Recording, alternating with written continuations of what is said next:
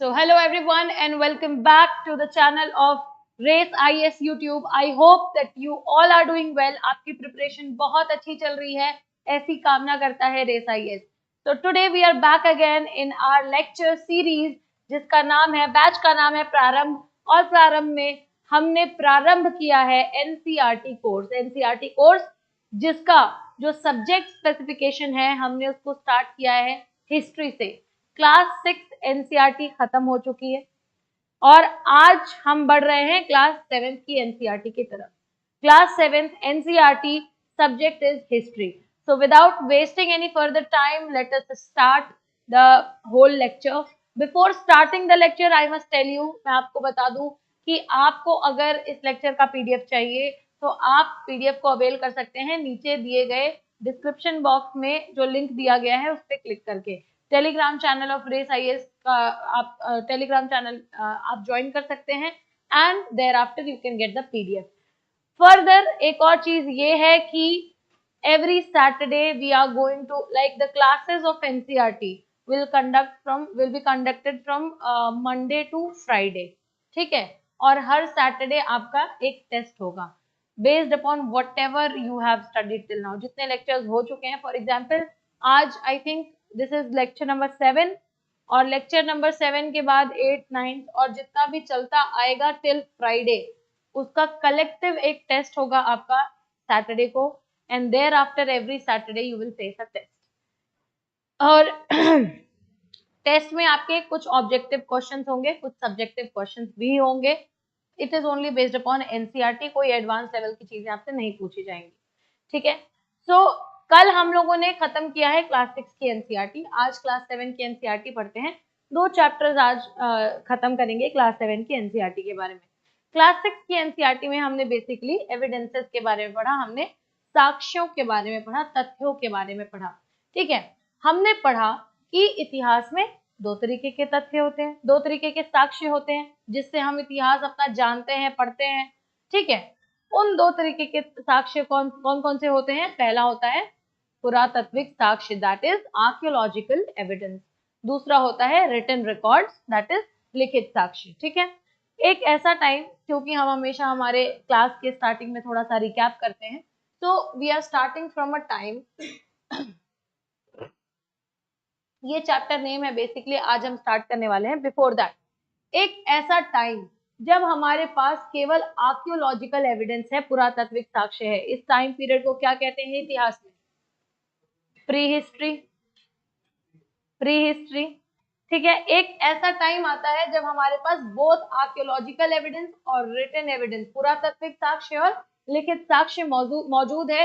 लेकिन ये जो लिखित साक्ष्य है ये डिसाइफर नहीं किया गया है, डिकोड नहीं किया गया है. ऐसे टाइम को क्या कहते हैं?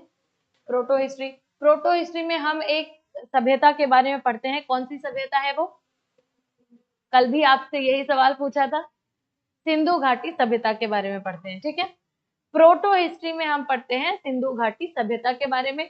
क्यों इसको प्रोटो हिस्ट्री कह रहे हैं?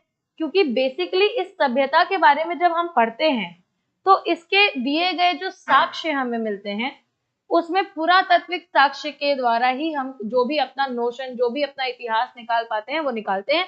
अदरवाइज लिखित साक्ष्य जो सिंधु घाटी सभ्यता के लोगों ने छोड़ा वो लिखित साक्ष्य आज तक समझा नहीं जा सका है, यानी डिसाइफर नहीं किया जा सका है. Then we jump on to a point जहां पे हमारे पास आर्कियोलॉजिकल एविडेंस भी है और लिखित साक्ष्य भी है, पुरातात्विक भी है और लिखित भी है. So this is the time when history start. ठीक है, हम प्री हिस्ट्री में, पूर्व इतिहास में हम क्या पढ़ते हैं? पाषाण काल के बारे में पढ़ते हैं. ठीक है, सॉरी, अभी बिल्कुल भी इस चीज के लिए घबराने की जरूरत नहीं है कि पाषाण काल बिल्कुल भी स्टार्टिंग से एंड तक A to Z नहीं पढ़ा. जितना कुछ भी क्लास 6 की एनसीईआरटी में दिया गया है हमने कवर किया है. पाषाण काल में मैंने आपको बताया था सबसे पहला 3 कैटेगरीज होती हैं. पहला होता है पैलियोलिथिक एज, पूरा पाषाण काल. दूसरा होता है मेसोलिथिक एज, मध्य पाषाण काल. और तीसरा होता है नियोलिथिक एज, दैट इज नव पाषाण काल. ठीक है, नव पाषाण काल के बाद हम जब पढ़ते हैं सिंधु घाटी सभ्यता के बारे में, what was the first metal that was discovered? पहली धातु जिसकी डिस्कवरी की गई थी, दैट वाज कॉपर, ठीक है। What was the time around which, ऐसा वो कौन सा समय है, basically I am asking specifically about the date के बारे में पूछ रही हूँ, जिसके आसपास, जिसके इर्द गिर्द आयरन की खोज भारत में हुई, 1000 BC, ठीक। आप स्पेसिफिकली, हालांकि ये कोई क्वेश्चन नहीं बनता है क्योंकि आप स्पेसिफिकली नहीं बता सकते कि 1000 BC ही वो टाइम था जब आयरन की खोज हुई। It can be 1200, it can be 1300, it can be 900, it can be 800, but around 1000 BC is the max to max time. फिर हम चलते हैं वैदिक काल की तरफ। वैदिक काल के कितने कैटेगरीज को पढ़ते हैं हम? 2। पहला ऋग्वैदिक काल, ऋग्वैदिक एज। दूसरा letter Vedic as, that is उत्तर वैदिक काल। ऋग्वैदिक काल वो टाइम है जहां सामवेद की रचना होती है ना, ठीक है। ऋग्वेद वो समय है, ऋग्वैदिक काल, जहां ऋग्वेद की रचना होती है। उत्तर वैदिक काल वो जगह है, वो काल है जहां पे बाकी के 3 वेदों की रचना जो है होती है। कौन कौन से 3 वेद हैं वो? सामवेद, यजुर्वेद और अथर्ववेद। इसी के साथ हमने सोसाइटी के बारे में पढ़ा, वर्ण सिस्टम अब आ चुका है। ऋग्वैदिक काल में वर्ण सिस्टम काफी कठोर हुआ करता था, रिजिड हुआ करता था। Is it true? Is it true? No, it is not true. ऋग्वैदिक काल में वो वंशानुगत ना होकर के पेशेवादी हुआ करता था। क्या? वर्ण सिस्टम। तो वर्ण सिस्टम की अगर बात करेंगे तो ब्राह्मण का बेटा यदि चाहे तो क्षत्रिय बन सकता है, और क्षत्रिय का बेटा यदि चाहे तो वैश्य बन सकता है, वैश्य का बेटा यदि चाहे तो शूद्र बन सकता है, और शूद्र का बेटा भी अगर ब्राह्मण, क्षत्रिय, वैश्य कुछ भी बनना चाहता है तो बन सकता है। But this was not the case when we come to later Vedic as.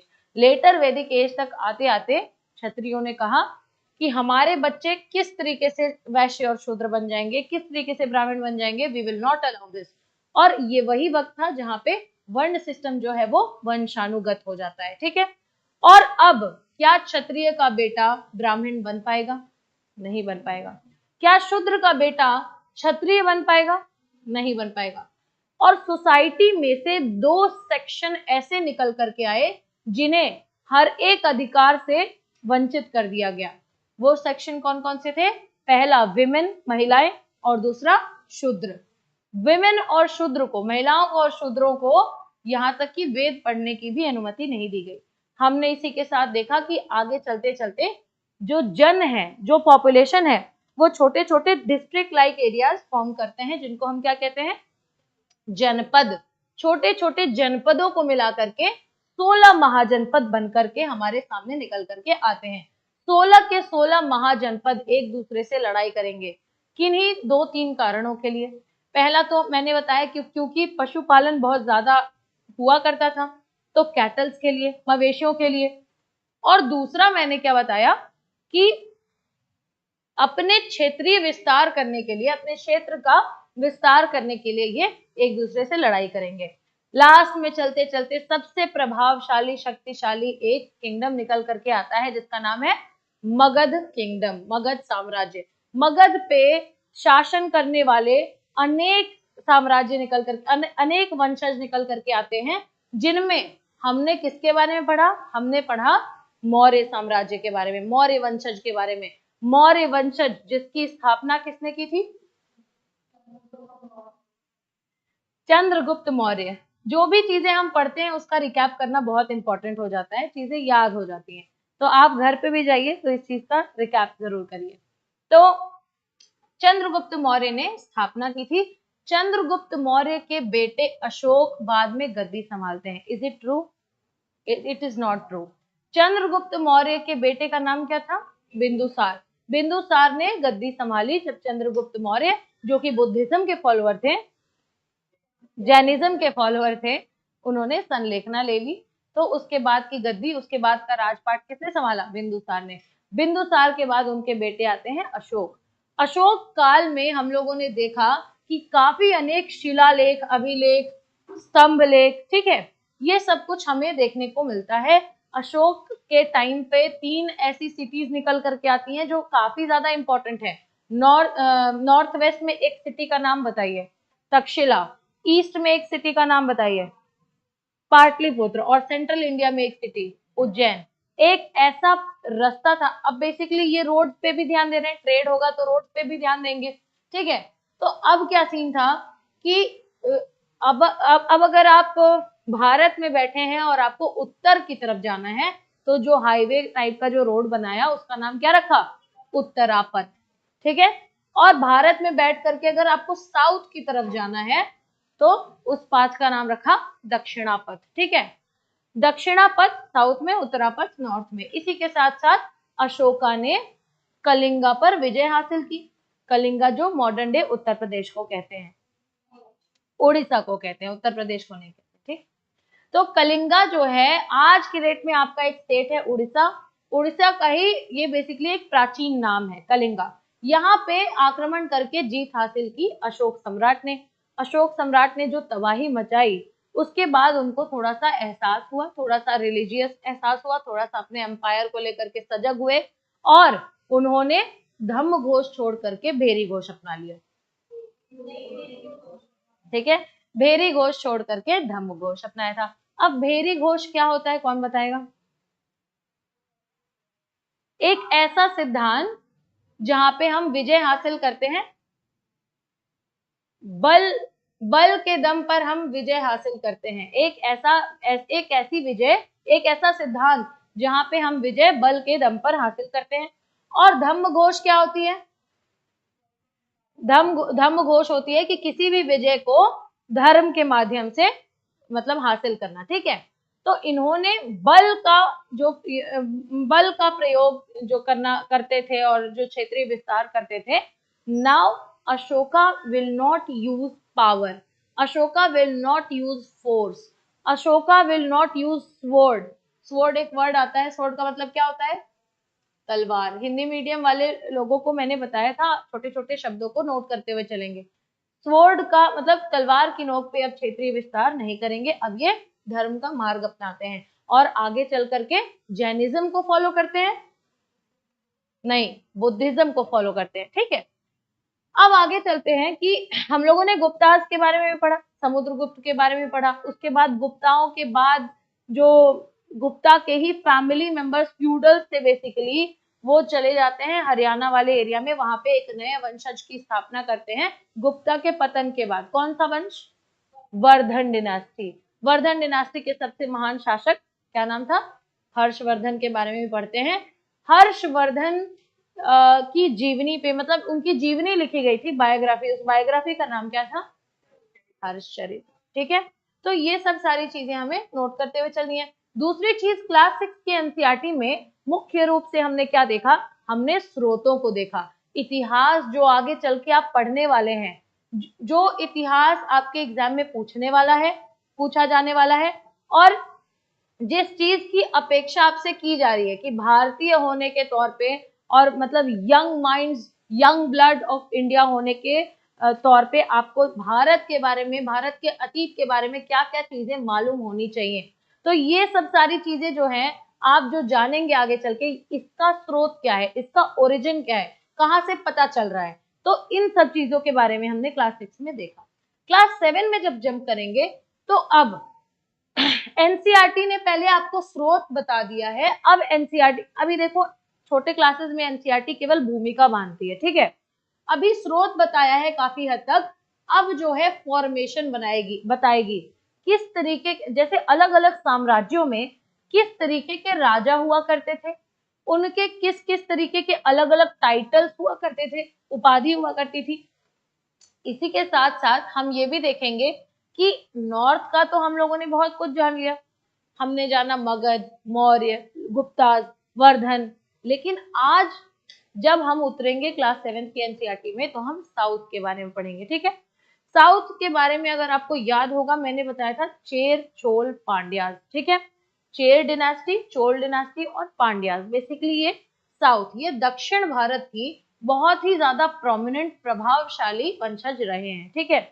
आज basically most of the topic हमारा चोल किंगडम पे रहेगा, और चोल के जो राजा थे किस तरीके से वो लोग रहा करते थे, उनका प्रशासन क्या था, उनके जीने का तरीका क्या था, मंदिर मस्जिद क्या बनवाया करते थे, अलग अलग लोग, अलग अलग पेशे, सब कुछ जो है एकदम क्रिस्प तरीके से क्लास 7th के छात्र के माइंड सेट के से, उसके विजन से हम चीजों को समझेंगे आज।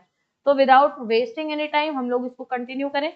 ठीक है, पहला टॉपिक का नाम है ट्रेसिंग चेंजेस थ्रू 1000 ईयर्स। आपको पता है कि अभी तक हम क्या पढ़ रहे हैं, चेंजेस ही तो पढ़ रहे हैं, समय दर समय किस तरीके के बदलाव आए हैं, आज के डेट में कौन सी ऐसी प्रथाएं हैं जो स्टिल एग्जिस्ट करती हैं और जो पहले नहीं हुआ करती थी, और जो ऐसी प्रथाएं जो पहले हुआ करती थी जो आज नहीं है, ये भी एक बहुत बड़ा अपने में चेंज है।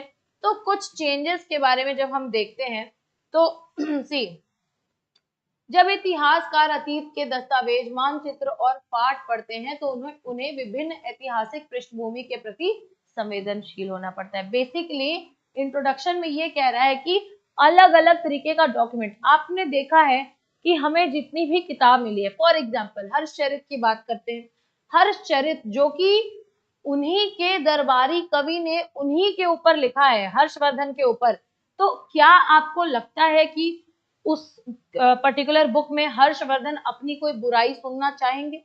नहीं। राजा महाराजाओं की एक मतलब आदत हुआ करती थी, अपने विजय को जितना एग्जैजरेट कर सके उतना एग्जैजरेट करते थे। एग्जैजरेट, एग्जैजरेट मतलब किसी भी चीज को बढ़ा चढ़ा करके बोलना। ठीक है, लिख लें इसको, एग्जैजरेट मतलब किसी चीज को बढ़ा चढ़ा के बखान करना उसका। तो राजा महाराजा क्या करते थे, चीजों को एग्जैजरेट करके सुनना ज्यादा पसंद करते थे। तो अब इनके जो भी लेख लिखे गए, जहां से हम इतिहास पढ़ रहे हैं, वहां पे हम केवल वही पढ़ रहे हैं जो वो राजा अपने बारे में बताना चाह रहा है। तो ऐसे में क्या है, हिस्टोरियंस के लिए एक बहुत बड़ा चैलेंज है कि अलग अलग डॉक्यूमेंट्स में से क्या चीजें लेनी है, क्या चीजें इग्नोर करनी है। तो इसके लिए उन लोगों को बहुत सजग होना पड़ता है, और अलग अलग समकालीन में, मतलब सेम टाइम के ही अलग अलग लोगों के डॉक्यूमेंट्स पढ़ने पड़ते हैं।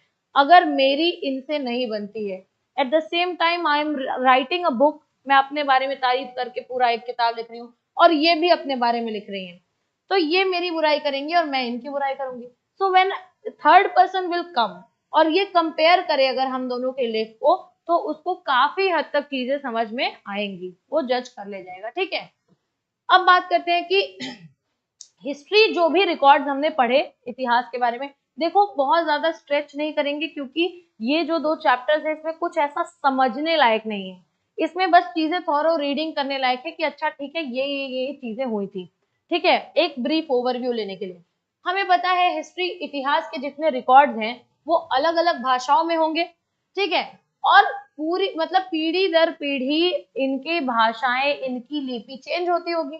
फॉर एग्जाम्पल मिडिवल टाइम में जो जो चीजें लिखी जाती थी और मॉडर्न टाइम में जो चीजें लिखी जाती थी, उसके लिखने के तरीके, उसके लिखने के बेसिकली लिपि और लैंग्वेज, उसके मतलब वो अगर एक पर्सनालिटी को डिफाइन करना है तो मिडिवल टाइम में अलग तरीके से और मॉडर्न टाइम में अलग तरीके से आपको देखने के लिए मिलेगा। तो बेसिकली हिस्टोरियंस के लिए ये चीज मेंशन की जा रही है यहाँ पे कि हिस्टोरियंस के लिए एक बहुत बड़ा चैलेंज हो जाता है कि आप किस तरीके से सारी चीजों को पढ़ेंगे। हिस्टोरियंस में, इतिहासकारों में भी आप देख लीजिए अलग अलग डिवीजन होता है। मॉडर्न हिस्ट्री जो पढ़ता है, मतलब एक ऐसा इतिहासकार जो कि मॉडर्न हिस्ट्री से एसोसिएटेड है, उसके लिए थोड़ी सी चीजें इजी होंगी, है ना, क्योंकि वो आज के करंट स्थिति से रिलेट कर पाएगा। लेकिन एक ऐसा इतिहासकार जो प्राचीन भारत के बारे में पढ़ता है, उसके लिए तो आज भी ये एक बहुत बड़ा चैलेंज है ना। ऋग्वेद के जो स्टार्टिंग के इनिशियल्स मिले हैं, जो अलग अलग तरीके की मैन्यूस्क्रिप्ट मिली हैं, अलग अलग तरीके के लेख मिले हैं, उन पे किस तरीके से लिखा गया है, उसको कैसे डिकोड करें, क्या करें क्या नहीं करें, it is still a very big challenge. ठीक है, ग्रामर टर्म्स में भी, व्याकरण व्याकरण के तौर पे भी बहुत सारी चीजें अलग अलग होती हैं, जैसे कि शब्दों के अर्थ और शब्दों का मतलब, बेसिकली ग्रामर की बात कर रहा है, ये सब चीजें अलग अलग होती हैं। बात करते हैं, अच्छा, और एक एग्जाम्पल के तौर पे समझाने की कोशिश की गई है कि हिंदुस्तान, हिंदुस्तान टर्म आपने सुना होगा, हम सब जानते हैं, हमारे देश का नाम है। हिंदुस्तान जब जो एक ऐसा शब्द है आज जब आप कहेंगे हिंदुस्तान तो मैं समझूंगी you are talking about India, आप भारत की बात कर रहे हैं। बट जब 13वीं शताब्दी में 13th सेंचुरी में इस शब्द का प्रयोग जो है एक पर्शियन स्कॉलर ने, ठीक है, एक पर्शियन राइटर ने पहली बार किया जिसका नाम है मिन्हाज-ई-सिराज। तो मिन्हाज-ई-सिराज ने जब पहली बार इस टर्म का यूज किया तो इसका रेफरेंस क्या दिया, इसका मतलब था वो वाला इलाका दैट हैज पंजाब, हरियाणा और गंगा यमुना के बीच का जो द्वाब है, बेसिकली लैंड है, वो एरिया जो था जहां पे बेसिकली आमतौर पे ऐसा एरिया जहां पे उसको सेटलमेंट दिखाई दे रही है 13th सेंचुरी में। क्या आपको लगता है कि आज के डेट में भारत का जो आप मैप देख पा रहे हैं ये पूरा का पूरा भारतवर्ष होगा? हो भी सकता है, नहीं भी हो सकता है, क्योंकि अगर होगा भी तो अलग अलग वंश, अलग अलग लोग अलग अलग जगह पे राज कर रहे थे टुकड़ों में, ठीक है। तो किसने, मिन्हाज-ई-सिराज ने जब हिंदुस्तान शब्द का प्रयोग किया तो इसका मतलब था पंजाब, हरियाणा और गंगा यमुना द्वाब वाला इलाका। बट आज के डेट में हम इसको क्या समझते हैं, we refer to it as whole India. दूसरी चीज ये है, इसने पॉलिटिकल सेंस में इस वर्ड को जो है वो यूज किया था। उन्होंने इस शब्द का प्रयोग राजनीतिक अर्थ में उन भूमियों के लिए किया जो दिल्ली सुल्तान के प्रभुत्व का हिस्सा थी, दिल्ली सल्तनत के अंदर थी। दिल्ली सल्तनत आपको पता है गुप्तास का जब पतन होगा, वर्धन डिनास्टी भी आ गई है, उनका पतन होगा, साउथ में अलग अलग तरीके के वंशज आएंगे। आज हम चोला के बारे में पढ़ रहे हैं, चोल बेसिकली, इनके बारे में पढ़ने के बाद अलग अलग और भी कुछ डिनास्टीज हैं। आज हम लोग ट्रीपर्टाइट स्ट्रगल के बारे में भी थोड़ा बहुत देख लेंगे कि मतलब 3 पार्टियों का स्ट्रगल, 3 अलग अलग ग्रुप्स का स्ट्रगल, समूहों का स्ट्रगल आपस में एक जगह को लेकर के, कन्नौज को लेकर के हुआ था। तो इसके बाद धीरे धीरे क्या होगा कि भारत में वापस से बड़ा साम्राज्य बनने की प्रतिक्रिया जो है शुरू होगी, स्टार्टिंग फ्रॉम दिल्ली सल्तनत। दिल्ली सल्तनत में सबसे पहला वंश मामलुक वंश आएगा और वो लोग एक वापस से भारतवर्ष को जोड़ करके एक मतलब बड़े भारतवर्ष की क्षेत्र भूमि पे राज करने की कोशिश करेंगे। और जब दिल्ली सल्तनत जाएगा तब कौन आएगा? थोड़ा सा किसी को पता होगा? दिल्ली सल्तनत के पतन के बाद आएंगे मुगल, ठीक है। आपने सुना होगा या फिर किसी सीरियल में देखा होगा, इब्राहिम लोधी, 1526 पानीपत की पहली लड़ाई, ठीक है। तो पानीपत की लड़ाई में 1526 में इब्राहिम लोधी बाबर से हार जाएगा और बाबर भारत में मुगल की स्थापना करेंगे। और जब मुगल जाएगा तो आपको पता है अलग अलग तरीके के फॉरेन पावर्स उस टाइम तक ऑलरेडी आ गए होंगे, ब्रिटिशर्स एंड पावर्स। तो ये जो है, जब ये हिंदुस्तान शब्द का प्रयोग कर रहे हैं कौन, मिन्हाज-ई-सिराज, तब इन्होंने उस वर्ड में साउथ इंडिया को तो लिया ही नहीं, ठीक है। तो और बाद में इनके जब बाबर आता है तो बाबर ने इसी हिंदुस्तान शब्द का प्रयोग करके भारत के कल्चर और भारत का भूगोल और संस्कृति, ज्योग्राफी एंड कल्चर को रेफर किया।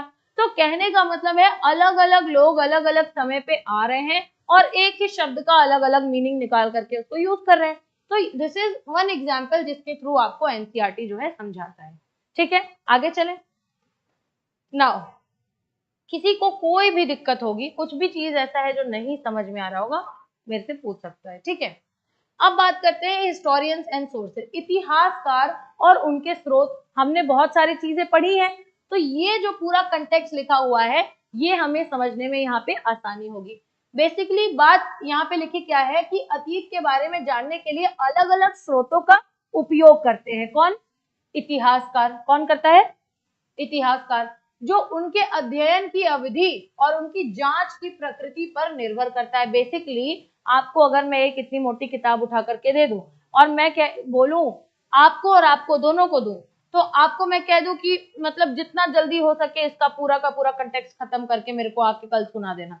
So you might take 2 days to complete the book, but he might take 1 day only, or he can take 5 days to complete the book. तो अलग अलग लोगों की क्षमता अलग अलग होती है, तो उनके बेसिकली पढ़ने की स्पीड और उनके जांच पड़ताल करने की प्रक्रिया पे डिपेंड करता है कि वो अलग अलग सोर्सेज से क्या निकालते हैं। दूसरी चीज कि इतिहासकार सिक्कों पे, अभिलेखों पर आर्किटेक्चर और लिखे गए साक्ष्य पे बहुत भारी तरीके से निर्भर होते हैं। हाँ, क्यों होते हैं ये हमने ऑलरेडी डिस्कस किया है क्लास 6 में। आई होप सबको समझ में आ रहा है। दूसरी चीज, इसीलिए मैंने आपको बोला कि इसमें कुछ समझने लायक नहीं है, क्योंकि सिक्कों का क्या यूज है। अब अगर वापस से उसी चीज पे आए तो that is just a waste of time, क्योंकि हम लोगों ने ऑलरेडी डिस्कस कर लिया है। दूसरी चीज है कि ये जो लिखित साक्ष्य निकल करके आ रहे हैं, सबसे ज्यादा इतिहास में लिखित साक्ष्य कितने कौन सा टाइम पीरियड में निकल के आते हैं, ये ई हटा दो, सॉरी, ठीक है, 700 से लेकर के 1750 एडी, ये वो टाइम पीरियड है। AD stands for Anno Domini, मतलब ईसा मसीह के जन्म के बाद की तिथि, ठीक है। तो 700 से 1750 एडी वो वक्त है जहां भारत में लोग बहुत भारी मात्रा पे टेक्स्ट लिख रहे हैं, ठीक है।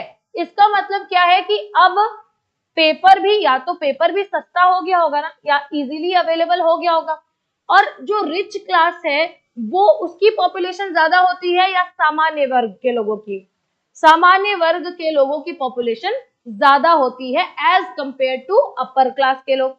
तो इतने भारी मात्रा में जब टेक्स्ट आपको दिखाई दे रहा है, इट इज अंडरस्टैंडेबल कि केवल अकेला अपर क्लास तो नहीं लिख सकता, यानी अब सामान्य लोग भी लेख लिख रहे हैं। न सिर्फ सामान्य लोग भारत के, बल्कि बाहर बाहर से भी अलग अलग लोग निकल करके आ रहे हैं फॉरेन से भारत में और लिख रहे हैं। तो यही एक रीजन है। तो इससे हम डिराइव करते हैं कि पेपर इजीली अवेलेबल है, चीजें इजीली अवेलेबल हो गई है अब मानव को। यही यहाँ पे आपको लिख रहा है, बता रहा है, इस तरीके के रिकॉर्ड ने अन्य प्रकार की उपलब्ध जानकारी को विस्थापित कर दिया, यानी डिस्प्लेस कर दिया, क्योंकि कागज सस्ता और अधिक व्यापक रूप से अवेलेबल हो गया था, उपलब्ध हो गया था, ठीक है। अब आते हैं, people use to write holy text, जैसे हम लोगों को पता है होली बुक्स अलग अलग तरीके की, बाइबल, कुरान, भागवत गीता, ठीक है, ऐसे होली टेक्स्ट लिखने लगे। राजा महाराजाओं के जो है जीत की गाथा और बड़ी बड़ी महान कहानियां उनके उनके ऊपर लिखने लग गए, लेटर्स लिखने लग गए। जो भी संत लोगों के द्वारा जो भी लेक्चर दिया जाता था उसको जो है एज अ रिकॉर्ड मेंटेन करने लग गए। जो फिर अलग अलग तरीके की सजाएं होती हैं, अलग अलग तरीके की जुडिशियल एक्टिविटी जो होती है, कि अगर किसी ने गलती की तो उसको सजा सुना रहा है, ठीक है, कौन, गांव का हेडमैन, विलेज का हेडमैन, तो सजा सुना रहे हैं, तो उस सजा को भी इन्होंने रिकॉर्ड करना अब शुरू कर दिया। ये कुछ एग्जाम्पल्स हैं कि ऐसी ऐसी चीजें जो जिसपे मानव आज से पहले केवल ओरली यानी मौखिक रूप से केवल डिपेंडेंट था, अब उन्हीं चीजों को लिखित रूप में कन्वर्ट कर रहा है। इसी के साथ manuscripts were collected by wealthy people, rulers and monastery. हम लोगों ने मैन्यूस्क्रिप्ट्स की भी बात की थी। पेड़ के वो कौन सा पेड़ था, उस पेड़ का नाम कौन बताएगा मुझे, बर्च, ठीक है। मैक्सिमम मैन्यूस्क्रिप्ट जो होती हैं वो पहाड़ियों में एक पेड़ होता है बर्च नामक पेड़, उसके ही बार्क को, उसकी ही लकड़ियों को पतली पतली शीट्स में काट करके उसके ऊपर लिखित होती है। तो अपर क्लास जो है इस चीज का मतलब रिच क्लास जो है मैन्यूस्क्रिप्ट्स का यूज करता था। ये सारी की सारी चीजें जो लिखी जा रही हैं उन्हें पुस्तकालयों में अभिलेखागार में रखा जाता था, आर्काइव में रखा जाता था। वे इतिहासकारों को कई विस्तृत जानकारी प्रदान करते हैं, लेकिन उनका उपयोग करना भी कठिन है। किस तरीके से कठिन है इस बारे में हमने बात की है ना, अलग अलग लेख, अलग अलग तरीके की लिखित चीजें, is it easy to understand. For example, छोटा सा एक एग्जाम्पल दें कि बचपन में सब लोग शेक्सपियर की स्टोरीज और पोएम्स वगैरह सब बहुत पढ़ते हैं। शेक्सपियर का जो पोएम हुआ करता है, शेक्सपियर के पोएम्स में बहुत सारे ऐसे वर्ड्स आते हैं जिनका मतलब आम नहीं होता है। मतलब राइमिंग देख लो, ये ऐसे वर्ड्स दाई लिख देंगे या फिर दाऊ लिख देंगे, पता नहीं है इंग्लिश में ये वर्ड्स आते कहाँ से। तो when I was in those class, जब मैं जूनियर क्लासेस में थी, तो मुझे ऐसा लगता था कि how depended we are on teachers, हम लोग टीचर्स पे कितने डिपेंडेड होते हैं कि टीचर एक्सप्लेन करता था तभी इन पोएम्स का मतलब समझ पाते थे। Not only in English but Hindi में भी। रामधारी सिंह दिनकर की एक कविता है, उस कविता का शीर्षक मुझे याद नहीं आ रहा है, but it's a very famous it's a very famous poem, उनकी किताब में लिखा है रश्मि रथी में। और उनके मतलब इस पोएम को आप एक बार गो थ्रू करिए, आपको नहीं समझ में आएगा कि क्या लिखा है, अगर आप हिंदी उतनी अच्छी तरीके से नहीं जानते हैं। So one who is expert in Hindi, one who is expert in English will only be able to tell you the essence, the meaning of those words. हमारा क्या है, हम बोलने के लिए आ जाते हैं कि हमारा मीडियम इंग्लिश है या हिंदी है, बट एक्चुअली में हम इंग्लिश कर रहे हैं यहाँ पे, ठीक है। किसी का मीडियम यहाँ पे इंग्लिश, मतलब बहुत कम लोग होते हैं जिनका प्योरली इंग्लिश होता है और जिनका प्योरली हिंदी होता है, ठीक है। तो ऐसे मैन्युस्क्रिप्ट जो है उनका यूज करना भी आसान नहीं था। आगे चले, कोई प्रॉब्लम, कोई प्रॉब्लम, कुछ पूछना चाहते हैं? हाँ ठीक है। अब बात करते हैं सोशल और पॉलिटिकल ग्रुप्स की, सामाजिक और राजनीतिक समूह की बात करते हैं। 700 से लेकर के 1750 एडी स्पेशल क्यों है?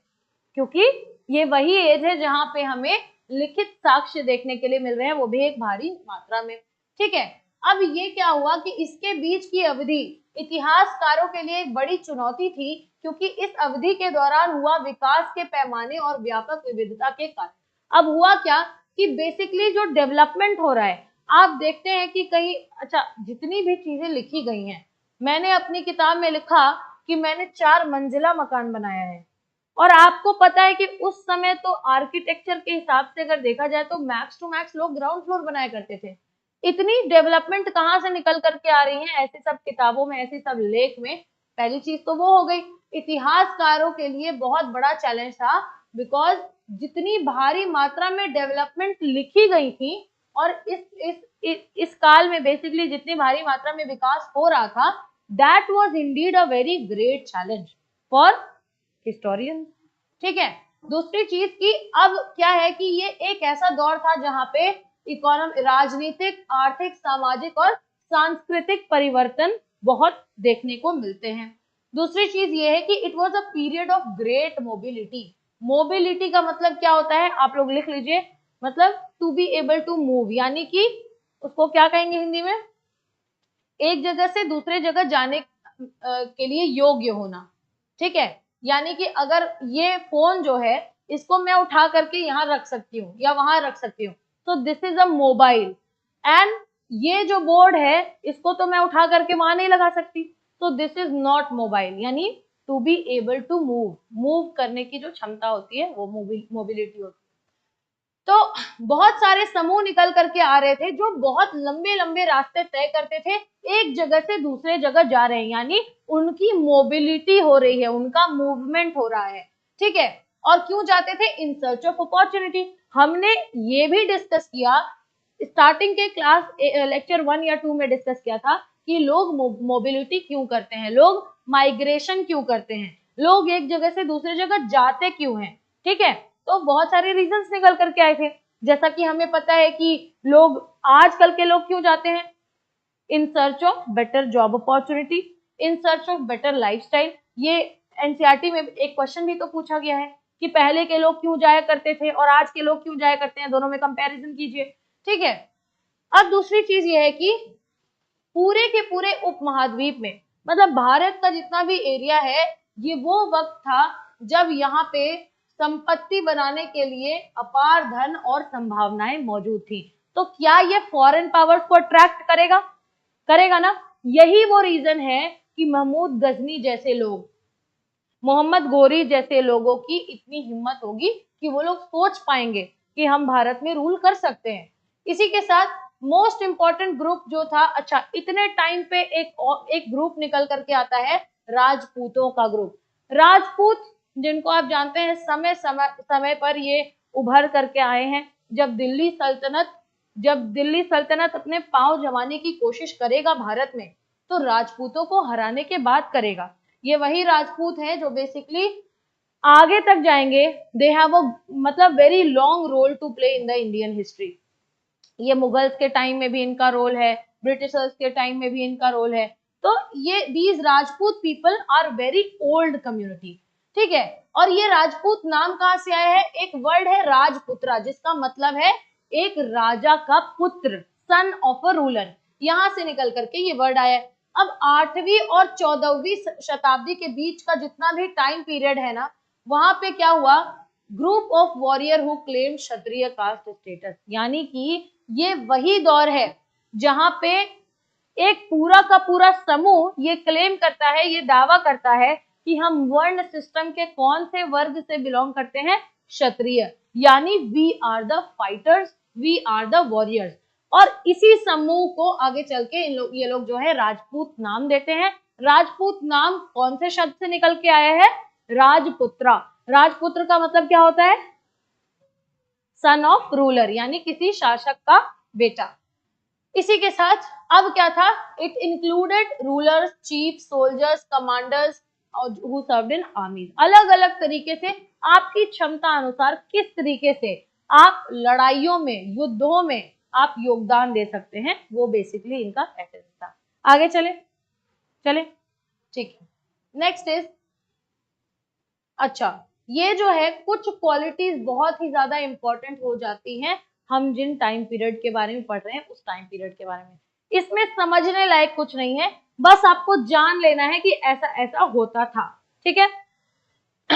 नाउ कवि ने राजपूतों को जो गुण बताए हैं, बेसिकली उस टाइम के जो लेखक हुआ करते थे उन्होंने, आज के डेट में भी आप ये चीज देखेंगे, when you will talk to people those who belong to the community of Rajput, जो लोग राजपूत कम्युनिटी से होते हैं आज के डेट में भी, आप उनसे बात करेंगे तो आपको ऐसे सेंटेंसेस सुनने के लिए मिल सकते हैं कि हम तो राजपूत हैं, हम तो जबान के पक्के हैं, हम तो राजपूत हैं, हमने जो ठान लिया हम वो करेंगे। तो ये आ कहां से रहा है, ये जो स्टेटमेंट है वो उन कवियों से और उन लेखकों से आ रहा है जिन्होंने अलग अलग तरीके की किताब प्राचीन भारत में, ठीक है, मध्यकालीन भारत में लिखा है, जहां पे उन्होंने बताया है कि राजपूत जो थे वो जाने जाते थे कुछ क्वालिटीज, कुछ गुणों के लिए। उन क्वालिटीज में से क्या होता था, शूरवीर आचार संहिता, मतलब एक बहुत अच्छा डिसिप्लिन कोड ऑफ कंडक्ट के लिए, अत्यधिक वीरता, करेज एंड वेलर, और निष्ठा की महान भावना, यानी कि ग्रेट सेंस ऑफ लॉयल्टी, वफादारी। इन कुछ गुणों की वजह से राजपूत जो है जाने माने जाते थे। इन्हीं गुणों का वर्णन करते हुए आज के टाइम पे लोग चीजों को क्लेम करते हैं, ठीक है। अब आगे चले, और कौन कौन से ग्रुप थे, मराठास थे, ठीक है, Marathas in the region of Maharashtra, Sikh थे, जाट थे, अहोम थे और कायस्थ थे। ये कुछ ऐसे ग्रुप्स हैं जो कि आप यहाँ पे एनसीईआरटी बस इनका नाम बता रहा है। जब आप एडवांस लेवल में जाएंगे, जब आप स्टैंडर्ड बुक से जब पढ़ेंगे तो आपको इन सारे के सारे कम्युनिटीज के बारे में कुछ ना कुछ एसेंस मिलेगा, कुछ ना कुछ कंटेंट मिलेगा। तो एनसीईआरटी आपको वो कंटेंट क्यों नहीं दे रहा है, आपको अभी पता नहीं है कि कौन अहोम, कौन कायस्थ, तो it's only there for you to understand कि कुछ लोग ऐसे भी हुआ करते थे जिनके बारे में आप आगे पढ़ोगे, सो दैट जब आप आगे चल के इन लोगों का नाम सुनते हो तो आपको फेमिलियर लगेगा, ठीक है।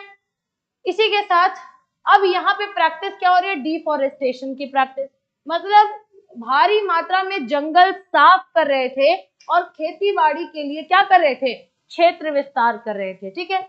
इसी के साथ बहुत सारे जंगल में रह रहे लोग, ठीक है, यानी कि कहा निवास स्थान में परिवर्तन ने कई वनवासियों को पलायन के लिए मजबूर किया। पलायन मतलब माइग्रेट। अब जब जंगल साफ हो रहे हैं तो ऐसे लोग जो वनवासी हैं, जो वन पे डिपेंडेड हैं, फॉरेस्ट प्रोड्यूस पे डिपेंडेड है, वो लोग क्या करेंगे, एक जगह से दूसरी जगह पे माइग्रेट करेंगे, ठीक है। अब लोगों ने क्या कर दिया, खेती बाड़ी करना स्टार्ट कर दिया, और काफी अच्छी तरीके से, यानी कि इससे पहले अगर आप काम चलाऊ खेती कर रहे हैं तो अब आपके पास टेक्नोलॉजी भी अच्छी हो गई थी और नए तरीके के पीजेंट्स दिखाई देते हैं, नए तरीके के किसान जो हैं दिखाई देते हैं। ये जो नए तरीके के किसान थे, इन्होंने basically regional market, chief, priest, monasteries and temples, इन्होंने क्या किया कि धीरे धीरे जो भी अपनी खेती बाड़ी की चीजें हो रही हैं, जो भी प्रैक्टिसेस हो रही हैं, वहां इन लोगों से इन्फ्लुएंस होने लगे, यानी कि लोगों ने जमीन जोतना यानी वही खेती करना शुरू कर दिया और किसान बन गए। ये जो नए किसान का समूह है धीरे धीरे क्षेत्रीय बाजारों, मुखियाओं, पुजारियों, मठों और मंदिरों से प्रभावित होने लगे। यानी अब तक का जो फार्मर क्लास, जो केवल उत्पाद करने में भरोसा रखता था, जो केवल प्रोड्यूस करने में भरोसा रखता था, अब वो राजनीतिक तौर पे समाज में उतर रहा है कि नहीं उतर रहा है। ठीक है, अब आगे बढ़ते हैं कि वे बड़े जटिल समाज का हिस्सा बन गए और उन्हें करों का भुगतान करना और स्थानीय प्रभुओं का सम्मान और सेवा प्रदान करना आवश्यक हो गया। यानी कि ये लोग जो खेती कर रहे हैं, अब इनके लिए मैंडेटरी है कि ये टैक्स देंगे। ठीक है, और एक और बात यहाँ पे ध्यान देने वाली है कि वो जिस जमीन का टैक्स दे रहे हैं, वो जमीन है किसकी, क्योंकि शुरुआत से तो ये लोग रह रहे हैं, राजा की फैमिली इतनी बड़ी तो है नहीं कि पूरे गांव के जमीन पे रहेगी। तो how the man is claiming, राजा किस तरीके से दावा करता है कि ये जमीन मेरी है। ठीक है, इसका कोई रिकॉर्ड नहीं है, राजा का कोई हक नहीं था, लेकिन क्योंकि ऋग वैदिक काल में राजा की डिफिनीशन अलग थी, उत्तर वैदिक काल से अलग हो गई। ये राजा की कठोरता है, राजा के पद की कठोरता है कि वो जा करके लोगों से कहता है कि जिस जमीन पे आप उत्पाद कर रहे हो, जिस जमीन पे आप खेती बाड़ी कर रहे हो, वो मेरी जमीन है, तो ये आपको रेंट पे लेना होगा, और क्योंकि मैं इस जमीन का मालिक हूं और आप इस जमीन पे रह रहे हैं। ठीक है, इस तरीके की प्रैक्टिसेस हमें देखने को मिलती हैं। ठीक है, अब बात करते हैं rise of economic and social differences. अब ये वही वक्त है जहां पे क्या हुआ, किसानों के बीच आर्थिक और सामाजिक मतभेदों में वृद्धि हुई। पीपल, अब यहाँ पे एक शब्द आता है इंफीरियोरिटी कॉम्प्लेक्स। ठीक है, क्या वर्ड है, इंफीरियोरिटी कॉम्प्लेक्स। ये इंफीरियोरिटी कॉम्प्लेक्स मतलब क्या होता है, काफी टफ वर्ड है लेकिन इसका मतलब उतना बड़ा नहीं है। इंफीरियोरिटी कॉम्प्लेक्स मतलब होता है कि अपने आप को किसी से भी सामने वाले से कम में आंकना। तो अगर मुझे लगता है कि मेरे अंदर जो क्वालिटीज हैं और आपके अंदर जो क्वालिटीज हैं, आपके पास ज्यादा अच्छी क्वालिटीज हैं और आपके सामने मैं कुछ नहीं हूं, तो basically at that time I can say कि यार इसको देख करके मुझे इंफीरियोरिटी कॉम्प्लेक्स हो रहा है। ठीक है, यानी कि मुझे थोड़ा सा कम में होने की वो जो फीलिंग है वो हो रही है। अब आगे बात चलते हैं, तो यहाँ पे किसानों के साथ में उनके अंदर कौन सी भावना आई, इंफीरियोरिटी कॉम्प्लेक्स, मैं उससे कम में हूँ, वो मुझसे कम में है, मैं उससे ज्यादा कमाता हूँ। मतलब अब सोसाइटी में बेसिकली जो झगड़े, वाद विवाद पड़ोसी में आसपास जो होते हैं वो देखने के लिए आपको मिलेंगे। वो पहले जब सर्वाइवल की बात थी तब जो लोग एक साथ इकट्ठा होकर के सामुदायिक जीवन जी रहे थे, अब वो जीवन आपको देखने के लिए नहीं मिलेगा। अब सोसाइटी जो है वो अब यहीं से समाज अधिक विभेदित हो गया, यानी कि सेपरेशन आने लगा समाज में। लोगों को जात या उपजातियों, यानी कि बेसिकली अब कास्ट सिस्टम जो आप आज के डेट में देखते हैं वही जात की बात कर रहा है। सब कास्ट यानी जात जो है वो बेसिकली लोगों के अंदर उनके जहन में बैठ गया, और लोग एक दूसरे के बैकग्राउंड के बेसिस पे, एक दूसरे के काम पेशे के बेसिस पे एक दूसरे को जात पात में लगाने लगे और क्लासिफाई करने लगे। ठीक है, अच्छा एक ये भी चीज है कि let me answer to the YouTube students first. जय हिंद विभा, भूमि जय हिंद। विभा, ऋग्वेद सबसे पुराना वेद है, यस दैट इज करेक्ट। ठीक है, I am student of Indira Nagar centre. Raj Tripathi, that is good, I hope you are doing well, your preparations are going good. ठीक है, चौधरी साहब, क्या आपकी क्वेरी क्या है मैम, ऑल सब्जेक्ट्स की एनसीईआरटी होगी क्या इस चैनल पे? यस ऑफ कोर्स, एनसीईआरटी की सारी क्लासेस आपकी इस चैनल पे लग जाएंगी, बट आपको अगर पूरी अच्छी तरीके से एक्सेस चाहिए और एनसीईआरटी का एक पूरा फुल फ्लेजेड कोर्स चाहिए जहां पे सारे के सारे रिटन मटेरियल्स, टेस्ट मटेरियल्स आपको मिले, तो इस चीज के लिए आपको क्वेरी पे जाना होगा और रेस आईएएस के क्वेरी नंबर पे कॉल करके आप एडमिशन ले सकते हैं हमारे प्रारंभ बैच में। इसके चार्जेस बहुत ही मिनिमल और अफोर्डेबल है, that is affordable by the student, by every student. Now तो ये चीजें जो हम पढ़ रहे हैं, अगर एक क्लास 7th का बच्चा पढ़े तो शायद उसका दिमाग इतना नहीं चल पाएगा कि क्या पढ़ा रहे हैं। अक्सर हिस्ट्री एक बोरिंग सब्जेक्ट होता है बच्चों के लिए उतने टाइम पे, मेरा भी था, आप सबका रहा होगा ऐसा experience most of the time. लेकिन आज जब हम ये इतिहास पढ़ते हैं तो शायद से मेरे हिसाब से मतलब एक भारतीय को, because we are the, as I said कि we are the young minds of India, Bharat का अब जो फ्यूचर है, क्योंकि हमारे ही कंधों पे है, it is depended upon our shoulders. तो मुझे लगता है कि अब जो चीजें हम पढ़ रहे हैं, अब जो इस लेवल पे एनसीईआरटी हम पढ़ रहे हैं, एक लाइन का different different meaning, different different outcomes, अलग अलग प्रभाव हम लोग निकाल सकते हैं और सोच सकते हैं। और ये चीजें हमें सोचने में मजबूर कर देती हैं कि किस तरीके के स्ट्रगल से निकलते निकलते मानव निकल करके आया, और एक टाइम पे ऐसा पहुंचा जब खाने के लिए खाना नहीं था, ठीक है, खूब एक दूसरे के साथ में मिलजुल के रह रहा है, एंड देन सर्वाइवल जब एकदम अच्छी तरीके से होने लगा, खाने के लिए खाना, रहने के लिए घर, पहनने के लिए कपड़ा, ना सिर्फ नॉर्मल बल्कि फैशनेबल क्लोथ, ये सब सारी चीजें जब अचीव हुई, तो कैसे आपस में एक दूसरे से मतभेद होता है और मानव इस लेवल पर गिर गया कि एक दूसरे को गुलाम बनाने लग गया, ठीक है। और एक दूसरे को, मतलब एक टाइम पे जो जर्नी साथ में स्टार्ट की थी, और वही दो लोग आपस में गुलामी गुलामी खेल रहे हैं, और एक को दूसरे के मतलब बेसिकली जंगूल से छूटने के लिए इतना स्ट्रगल करना पड़ रहा है जितना स्ट्रगल हम लोगों ने अपने फ्रीडम स्ट्रगल में देखा है। इंडिपेंडेंस के लिए जितने भी संघर्ष किए हम लोगों के फ्रीडम फाइटर्स ने, अलग अलग तरीके के मूवमेंट्स, अलग अलग तरीके की चीजें, मतलब यू कैन सी कि इंसानियत जो प्रोड्यूस हुई थी ह्यूमन माइंड में, वो धीरे धीरे चलते चलते डिक्लाइन हो चुकी है, डिग्रेड हो चुकी है। यही एक रीजन है कि इस एज के बच्चों में जो भी एग्जाम के लिए अपीयर कर रहा है, the young minds of India, उनके लिए इंपॉर्टेंट हो जाता है कि वो जाने कि आपका इतिहास क्या है, and we all should come together and revive the term that is called humanity, ठीक है। नाउ नेक्स्ट इज कि ये जो जातीज हैं, जातियों में अलग अलग रूल्स रेगुलेशंस देखने को मिले, मतलब अलग अलग जाति के अलग अलग रूल्स रेगुलेशन। एक जाति कहती है कि हमारे में तो औरतों की शादी जो है जल्दी कर देते हैं, तो दूसरी जाति कहती है कि हमारे में तो टाइम देते हैं, लिबरल है हम लोग, फ्रीडम देते हैं। तो अलग अलग जातियों ने अपने अलग अलग रूल्स एंड रेगुलेशंस निकाले, और ऐसे चीजें जो रूल्स एंड रेगुलेशंस निकालते थे, उन चीजों का बेसिकली डिसीजन, निर्णय कौन लेता था, उस जाति के जो है बुजुर्ग लोग लिया करते थे, और उनकी एक सभा होती थी जिसको कहते थे जाति पंचायत। क्या कहते थे? जाति पंचायत, ठीक है। और जाति जो थी बेसिकली एक तो अपना रूल्स रेगुलेशन फॉलो करेंगी, दूसरा जिस गांव में रह रही हैं उस गांव के रूल्स और रेगुलेशंस को भी वो जातियां फॉलो करेंगी। They were meant to follow the rules and regulations of the village. Now next is region and empire. अब क्षेत्र और साम्राज्य की अगर बात करें, चोल, तुगलक, मुगल, ठीक है, ये चोर नहीं है, ये चोल है, ठीक है। इट इज पहले स्टार्टिंग में मुझे लगा था, जब मैं पढ़ रही थी इसको स्टार्टिंग में, तो मुझे ऐसा लगा था कि कहीं मिसप्रिंट होके एल तो नहीं लिख दिया है, लेकिन ऐसा नहीं है। चोल, तुगलक और मुगल ऐसे बड़े बड़े राज्यों में कई क्षेत्र शामिल थे, ठीक है। अब ये क्षेत्र भौगोलिक आयामों और अपनी भाषा और संस्कृति में समृद्ध हुआ करते थे।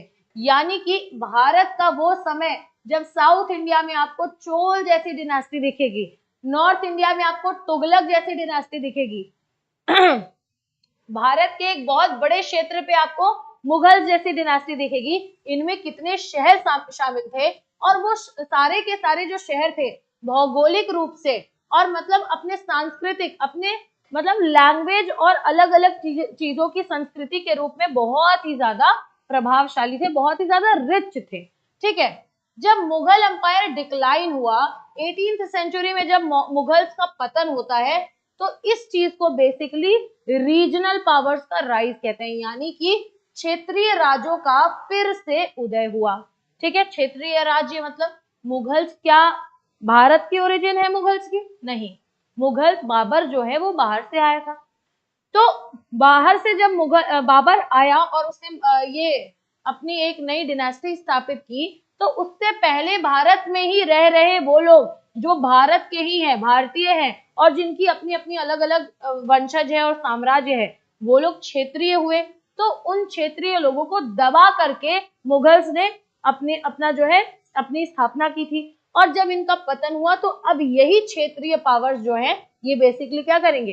राइज करने की कोशिश करेंगे। नाउ अब बात करते हैं पुराने और नए धर्म की। एक ब्रीफ तरीके से देखेंगे कि इतिहास में कई सालों तक बहुत सारे अलग अलग डेवलपमेंट्स देखने के लिए मिले हैं when it comes to religion. एक टाइम था जब वैदिक धर्म फॉलो किया जाता था, एक टाइम आया जब जैनिज्म फॉलो हुआ, फिर एक टाइम आया जब बुद्धिज्म फॉलो हुआ, और ऐसे करते करते बहुत सारे चेंजेस आपको रिलीजन में दिख जाएंगे। अब बात करते हैं कि लोगों का विश्वास कहाँ पे था। लोगों का जो विश्वास था अब बेसिकली डिवाइन डायरेक्शन में मूव कर चुका था, यानी कि लोगों का ईश्वर में विश्वास अत्यंत व्यक्तिगत हो गया था। लोग अब भगवान को न सिर्फ महसूस कर रहे हैं बल्कि सामने बना भी रहे हैं, मूर्ति कला भी हो रही है, चित्रकला भी हो रही है, और भगवान के नाम पे, धर्म के नाम पे अलग अलग तरीके का समूह भी बना रहे हैं। ठीक है, कुछ इंपॉर्टेंट चेंजेस जो हुए वो आपको, जो आज की डेट में एक धर्म दिखता है हिंदुइज्म, हिंदू धर्म, उसमें बहुत सारे इंपॉर्टेंट चेंजेस हुए। ठीक है, इसमें क्या हुआ कि अलग अलग देवी देवताओं की पूजा होने लगी। हमने जाना कि ऋग्वेद में 3 मुख्य भगवान के नाम क्या थे? अच्छा, ऋग्वैदिक काल में पूछा है, अग्नि, इंद्र और सोम। ठीक है, और आगे चल के शिव, विष्णु और दुर्गा जो नाम देखने के लिए मिलते हैं। कई बार हम इस चीज की चर्चा हमने की है कि ऋग्वैदिक काल के भगवान की पूजा आगे चल के डिसकंटिन्यू हो गई और उत्तर वैदिक काल में अलग सेक्शन ऑफ गॉड देखने को मिलता है। और पहले ऋग्वैदिक काल में लोग जो है उतना ज्यादा पूजा पाठ भी नहीं किया करते थे, मंदिर उतना ज्यादा नहीं जाया करते थे। सिंधु घाटी सभ्यता में तो कोई मंदिर भी नहीं मिली है, प्राकृतिक पूजा किया करते थे। बट अब जो नए रूल्स आ रहे हैं उसके अकॉर्डिंग न सिर्फ मूर्ति कला और चित्रकला हो रही है बल्कि अलग अलग नए नए भगवान के नाम भी सामने आते हैं और लोग उनकी पूजा अलग अलग विभिन्न प्रक्रियाओं के साथ में करते हैं। ठीक है, कंस्ट्रक्शन ऑफ टेम्पल्स, ठीक है, मंदिर बनाने की प्रक्रिया आपको दिख रही है। अब दूसरी चीज है कि the growing importance of Brahmans, priest and dominant groups of society. मैंने आपको बताया था कि क्या, कौन सी भावना फैल रही है अब लोगों के अंदर कि पूजा है, मंत्र का उच्चारण कौन करेगा? ब्राह्मण पुजारी करेगा। पूजा है, यज्ञ है, तो यज्ञ में कौन बैठेगा? क्षत्रिय बैठेगा। तो जो ये डोमिनेंट ग्रुप है ना सोसाइटी के, ये जो प्रमुख समूह है, इनका जो है महत्व बढ़ता जा रहा था। इसी के साथ साथ ये क्यों बेसिकली ब्राह्मण्स और पुजारी, ये लोग जो ये क्लास है, क्यों बेसिकली ये इतना पॉपुलर हो रहा है? क्योंकि संस्कृत में इनको बहुत ही ज्यादा अच्छी तरीके से नॉलेज है, इनका पोजीशन डोमिनेंट हो गया। अब संस्कृत से पोजीशन के डोमिनेंट होने का क्या रिलेशन है? तो हम जानते हैं कि संस्कृत वो भाषा है जो हमेशा से सोसाइटी का अपर क्लास बोलता आया है। ठीक है, तो Sanskrit is one language that is considered as a prime language, as a supreme language. ठीक है, अब बात करते हैं संस्कृत में उनके ज्ञान ने ब्राह्मणों को समाज में बहुत सम्मान दिलाया, उनकी स्थिति प्रभावशाली हो गई और उनके संरक्षकों के समर्थन से मजबूत हो गई।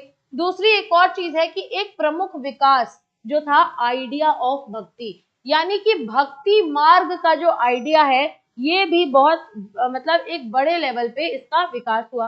अब भक्ति, आप लोगों ने कभी सुना होगा भक्तिज्म, सूफिज्म, जो हम मिडिवल इंडिया में पढ़ते हैं, उसका राइज कहाँ से हो रहा है? इसी पॉइंट से हो रहा है जब आइडिया ऑफ भक्ति आया, यानी कि उद्भव था एक प्रेम पूर्ण व्यक्तिगत देवता का जिस तक भक्त पुजारियों या विस्तृत अनुष्ठानों की सहायता के बिना पहुंच सकते थे। यानी अब भक्ति का आइडिया कब आया? जब बहुत उत्पात हो गया, समाज में ये चीजें बैठ गई कि ब्राह्मण ही केवल यज्ञ कराएगा, ठीक है, और क्षत्रिय ही केवल यज्ञ करेगा।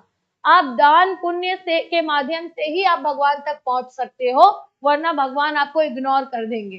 ठीक है, ये जो नोशन फैली लोगों के बीच में, ये वही वक्त था जब भक्ति का आइडिया आया और इस भक्ति के मार्ग में लोगों ने बताया कि आप जिस भगवान को पूजना चाहते हैं आप उस भगवान को पूजिए, हम और हमारे भगवान के बीच में कोई बिचौलिया नहीं आएगा। इसकी स्टार्टिंग थी आइडिया ऑफ भक्ति। आगे चलते हैं। अब देखो एक और इंपॉर्टेंट आपको वर्ड दिख रहा है, पुराण। ये वो पीरियड है जब नए नए रिलीजन निकल करके भी आ रहे हैं और अलग अलग रिलीजन अपनी लिखी हुई अलग अलग तरीके की किताबें भी दे रहे हैं। ठीक है, अब एक यहीं पे आपके सामने है, मुसलमानों ने कुरान को अपनी पवित्र पुस्तक माना और एक ईश्वर यानी अल्लाह की संप्रभुता को स्वीकार किया, जिसका प्रेम, दया, उदारता उन सभी को गले लगाती है जो सामाजिक पृष्ठभूमि की परवाह किए बिना उस पर विश्वास करते हैं। क्या एक ये बहुत आइडियोलॉजिकल सेंटेंस आपको लग रहा है कि नहीं लग रहा है? क्या इसमें कुछ भी समझने वाली बात है? नहीं। ये कुछ ऐसी चीजें हैं जो आज हम सेक्युलरिज्म के अंदर पढ़ते हैं, जो हम आज के डेट में फ्रीडम लिबरलिज्म के अंदर पढ़ते हैं। यानी आपको जिस भी भगवान की पूजा करनी है, आपको आजादी है, कोई भी बीच में नहीं आएगा। You have whole means to worship that god. और एक एग्जाम्पल के तौर पे बता रहा है कि कुरान को मुसलमानों ने अपनी होली बुक बताया। इसी के साथ केवल एक भगवान अल्लाह पे विश्वास किया और कहा कि अल्लाह पे जो लोग विश्वास करते हैं, irrespective of their caste, irrespective of their religion, irrespective of their occupation, मतलब पेशे साइड से चाहे आप जो हैं, आपका जो भी कास्ट है, जो भी धर्म आप फॉलो करते हैं, लेकिन आप अगर अल्लाह पे विश्वास करते हैं तो वो आपको फुल फ्लेजेड तरीके से, प्रेम पूर्ण तरीके से अल्लाह आपकी रक्षा करेंगे, आपको अपनाएंगे। इसी के साथ साथ टाइम एंड हिस्टोरिकल पीरियड, यह सामाजिक आर्थिक संगठन में परिवर्तन, विचारों और विश्वास की दृढ़ता और परिवर्तन को दर्शाता है। ठीक, एक और चीज मैं आपको बता दूं कि ये एक ऐसा चैप्टर है जहां पे you have to have a lot of patience. अगर एनसीईआरटी के स्टार्टिंग के क्लासेस में आपने पेशेंस खो दिया तो आप इसको कभी कंप्लीट नहीं कर पाएंगे, क्योंकि दिमाग में जो पॉइंट्स जनरेट होते हैं ना, जो धारणा जनरेट होती है ना, वो once in a lifetime होती है। अगर आपको अभी लगेगा कि ये चीजें बोरिंग है, तो trust me, you will never be able to sit and study these things. But अगर आप अभी धैर्य पूर्वक बैठ करके इन चीजों को समझ लेते हैं, तो दिस इज माई गारंटी कि आपको दोबारा ऐसे पन्ने पलटने नहीं पड़ेंगे, जो कि एनसीईआरटी के लाइंस में जो कुछ भी लिखा हुआ है, यू विल गेट कंफ्यूज कि क्या मार्क करें और क्या छोड़ें। ठीक है, तो इसीलिए ये सब सारी चीजें जो भूमिका बना रही हैं इतिहास की, मैं हर एक मतलब कोई भी एक ऐसा स्लाइड नहीं है जो आपस में कनेक्टेड है। हर एक स्लाइड में अलग अलग इंफॉर्मेशन दी गई है। इस इंफॉर्मेशन से लोडेड नहीं होना है, केवल हमें इन्हें देखना है कि ऐसी सब चीजें हुआ करती थी। अब इनके माध्यम से हम जो भी इतिहास पढ़ेंगे, आगे 8th क्लास से बहुत अच्छी पॉलिटिकल हिस्ट्री हम पढ़ने वाले हैं। ये मतलब बहुत ही अलग लेवल पे एकदम सीक्वेंस वाइज हम लोगों को आगे हिस्ट्री पढ़ने में मदद करेंगे ये चीजें। इसीलिए मैं बार बार कह रही हूँ कि have some patience and please be attentive in the classroom. अब बात करते हैं ये जो टाइम पीरियड आया, the study of time is made somewhat easier dividing the, अच्छा, अब अतीत को पढ़ने के लिए, इतिहास को पढ़ने के लिए इतिहासकारों ने क्या किया, अलग अलग सेगमेंट्स डिवाइड कर दिया। वरना अगर मॉडर्न, मिडिवल और एंशिएंट नहीं होता तो क्या आपको कभी भी कंफ्यूजन हो जाती कि सिंधु घाटी सभ्यता कब पढ़े? क्या पता कई लोग ऐसे भी आते जो लोग अपनी किताबों में पहले सिंधु घाटी सभ्यता लिखते, उसके जस्ट बाद अराइवल ऑफ यूरोपियंस लिख देते, भारत में यूरोपियंस आए। तो कहने का मतलब है हर एक चीज को सीक्वेंस में रिलेट करके पढ़ने के लिए और इतिहास को अच्छी तरीके से पढ़ने के लिए इतिहासकारों ने 3 पार्ट में डिवाइड कर दिया। जब भारत का इतिहास लिखा गया, बेसिकली 19th सेंचुरी में ब्रिटिश हिस्टोरियंस ने भारत के इतिहास को 3 पार्ट में डिवाइड कर दिया, हिंदू, मुस्लिम और ब्रिटिश। आपको पता है आज के डेट में जो आप प्राचीन भारत के बारे में पढ़ते हैं, उनको इन्होंने हिंदुओं का इतिहास कहा। मिडिवल भारत, जहां आपको मुसलमान रूल देखने के लिए, मुस्लिम रूल देखने के लिए मिलता है, दिल्ली सल्तनत जो कि पूरा का पूरा मुस्लिम रूल था, मुगल जो पूरे के पूरे मुस्लिम रूल थे, उनको मुस्लिमों का इतिहास कहते हैं। और आगे की जो कहानी है उसको अंग्रेजों का इतिहास यानी ब्रिटिशर्स का इतिहास कहते हैं। ठीक है, ये पूरा का पूरा कंटेक्स्ट था हमारा chapter number 1, class 7th NCERT. अब कोई भी डाउट हो तो मुझसे पूछ सकता है, any doubt, anything. Satyam Yadav for UPSC 2029, नमस्ते नमस्ते। आपने 5 बार नमस्ते लिखा है, अ वेरी ह्यूज नमस्ते फ्रॉम माय साइड। ठीक है, ओके, तो किसी की कोई क्वेरी नहीं है, चलो आगे चले। न्यू किंग्स एंड किंगडम, हमने ये टॉपिक पढ़ रखा है क्लास 6 में, ये उसी का एक अपग्रेडेड वर्जन है। अब यार हम लोगों को बेसिकली एक चीज ध्यान देने वाली है यहाँ पे कि जो हमने 6 में पढ़ा वो चीजें हम रिपीट नहीं करेंगे, हम केवल उससे एक्स्ट्रा हमें क्या मिल रहा है चैप्टर में हम वो चीजें देख लेंगे। आगे चलें, बहुत ही शॉर्ट और क्रिस्प तरीके से इस चैप्टर को फिनिश करेंगे और चीजों को रिलेट करेंगे। नाउ समांतार्थ सबसे पहले दिख चुका है, समंत हम लोगों ने पढ़ा था। समंत किसको कहते हैं, कौन बताएगा? हाँ, ऐसे लोग जो कि बड़े बड़े जमींदार हुआ करते थे और बेसिकली राजा के द्वारा अपॉइंटेड होते थे टैक्स कलेक्शन के लिए। ये वही लोग हैं जो जब शासक जो है कमजोर होगा तो ये लोग अपने आप को स्वतंत्र करने की कोशिश करते हैं। हाँ, सेना की आवश्यकता पूरी करते हैं, टैक्स कलेक्शन करना इनका काम है। सेना में आपके हाथी घोड़े सबका देख रेख जो है सब कुछ इनका काम है। तो यही हमने कल पढ़ा था कि क्यों ये लोग इंडिपेंडेंट होना चाहते हैं। बेसिकली जितना टैक्स नहीं वसूलते थे उतना तो मेंटेनेंस कर देते थे, तो इन्हें मतलब बेसिकली था कि हम और कमाएं और एकदम अच्छी तरीके से कमाएं ताकि हम हमारे तक जो चीजें आ रही हैं वो हमें और किसी को देनी ना पड़े, इसीलिए ये इंडिपेंडेंट होने की कोशिश करते थे। अब कंटेक्स्ट में आते हैं, 17वीं शताब्दी तक विभिन्न क्षेत्रों में बड़े बड़े जमींदार और योद्धा सरदार, मतलब बेसिकली वॉरियर्स और लैंडलॉर्ड, ठीक है, भूस्वामी और अलग अलग तरीके के जो युद्ध भूमि में लड़ने वाले जो वीर लोग थे, ये 17वीं सेंचुरी तक 17वीं सेंचुरी तक बहुत ज्यादा आपको देखने को मिलेंगे। अब इन दोनों का यूज राजा ने किस तरीके से किया, राजा ने इन दोनों को बहुत मतलब मक्खन लगा के रखा। क्यों मक्खन लगा के रखा? क्योंकि इन दोनों लोगों से काम लेना था। तो उन्होंने क्या किया कि बड़े बड़े जमींदारों को अपना सबऑर्डिनेट बना दिया, यानी उन्होंने कहा कि मैं राजा हूं, मेरा राइट हैंड बन जाओ, लोगों में तुम्हारा पावर भी होगा, तुम्हारा रौला भी होगा और एक तरीके से तुम एक्स्ट्रा पैसे भी कमा पाओगे। तो इस जमींदार ने, जिसको सामंत कहा गया, सामंत के पास ऑलरेडी अपनी जमीन है जहां पे दूसरे मजदूर काम कर रहे हैं और जहां पे खेती बाड़ी कर रहे हैं।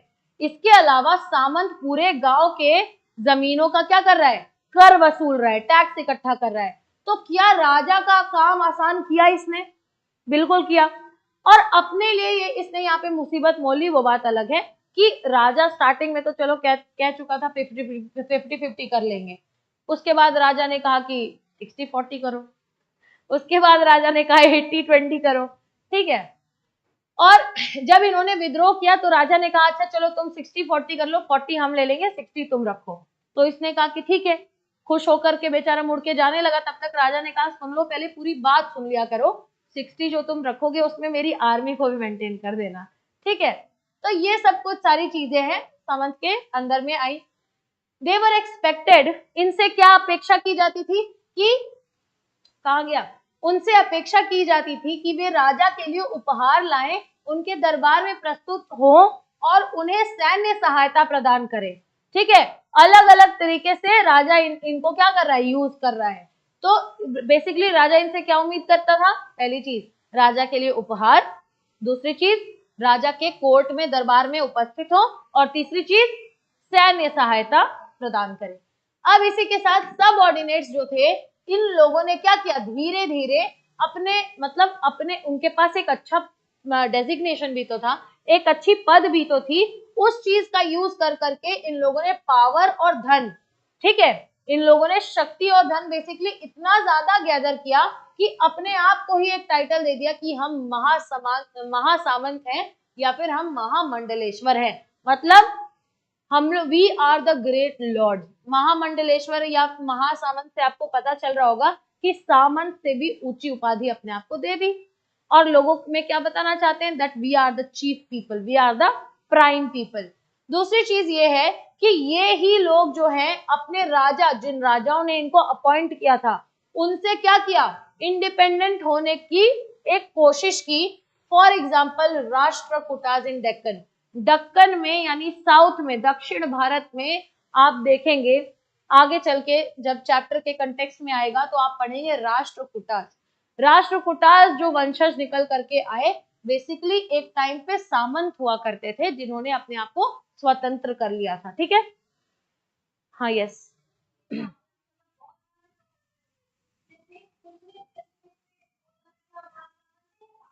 कुछ लोग ऐसे, जैसे कि मैंने आपको बताया कि सामंत जो है उनको एक्सप्लॉइट भी बराबर किया जा रहा था, तो कुछ सामंत ऐसे जो एक्सप्लॉइट हो गए, जिनका शोषण कर लिया गया, वो तो रह गए सैन्य सहायता करने में।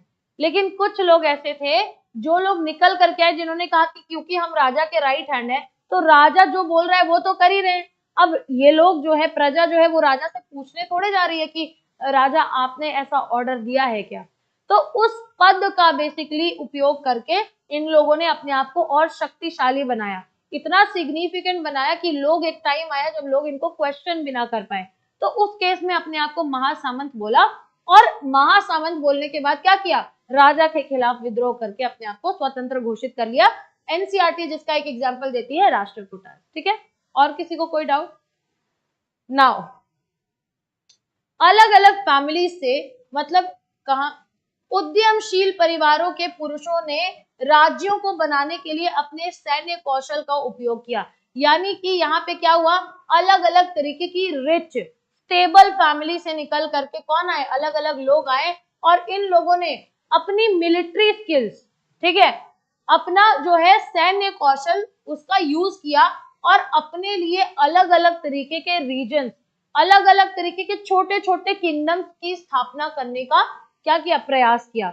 अब यहाँ पे बात ये है, हमने अभी कुछ देर पहले पढ़ा कि रीजनल पावर्स राइज हो रहे हैं, यानी क्षेत्रीय पावर उदय, मतलब उनका उदय हो रहा है। तो वो रीजनल पावर्स में ये लोग आ जाएंगे, क्योंकि छोटे छोटे किंगडम्स है, और फुल फ्लेज किंगडम्स ये लोग कभी बना भी नहीं पाए, क्योंकि अगेन किंगडम बनाने के लिए भारी मात्रा में रिसोर्स चाहिए, और just because you come from rich family that does not mean कि मिलिट्री के दम पे, मिलिट्री स्किल के दम पे आप एक किंगडम बना ले जाएंगे। दूसरी चीज ये कि एग्जाम्पल भी दिया हुआ है, कदम्बा मयूर शर्मन और गुर्जरा प्रतिहारा हरिचंद्र। बेसिकली ये कुछ ऐसे ब्राह्मण हैं, नाम बहुत बड़े बड़े हैं, आपको इन नामों पे ध्यान देना होगा। कहाँ लिखा हुआ है, गुर्जर प्रतिहार हरिचंद्र ब्राह्मण थे, जिन्होंने अपना पारंपरिक पेशा छोड़ दिया और हथियार उठा लिया, क्रमशः कर्नाटक और राजस्थान में सफलतापूर्वक राज्य स्थापित किया। मतलब अगर ये कह रहा है कि लोग निकल करके अपनी फैमिली से आ रहे थे और किंगडम बनाने की कोशिश कर रहे थे, तो ऐसा काम करने में कुछ लोग सफल भी हुए। उनका एग्जाम्पल है गुर्जरा प्रतिहारा के जो राजा है, इनका नाम है हरिचंद्र। ठीक है, हरिचंद्र भी एक ब्राह्मण थे, मयूर शर्मन भी ब्राह्मण थे। ये दो एग्जाम्पल्स हमारे सामने आते हैं कि इन लोगों ने किस तरीके से अपने राज्य की स्थापना की। अब ये कहाँ पे अपने राज्य की स्थापना कर रहे हैं, किस डेट में कर रहे हैं, किन लोगों से फाइट करके कर रहे हैं, this is something that we will study later on, जब आगे चैप्टर्स में हम लोग इसमें घुसेंगे। ठीक है, अब आगे चलते हैं। इन लोगों ने बेसिकली, मयूर शर्मन ने कर्नाटका में और हरिचंद्र ने राजस्थान में अपने अपने साम्राज्य को स्थापित किया। आगे चलते हैं। Now administration in the kingdom, राज्यों में प्रशासन, किस तरीके का प्रशासन था बस देख लेंगे, क्योंकि हमने क्लास 6 में पढ़ा है, तो कई चीजें हमें रिकॉल होंगी। यानी कि कई सारे ऐसे किंग्स थे जिन्होंने महाराजा धीराज और त्रिभुवन चक्रवर्ती ऐसे टाइटल्स लिए। महाराजा धीराज का टाइटल समुद्रगुप्त ने लिया था,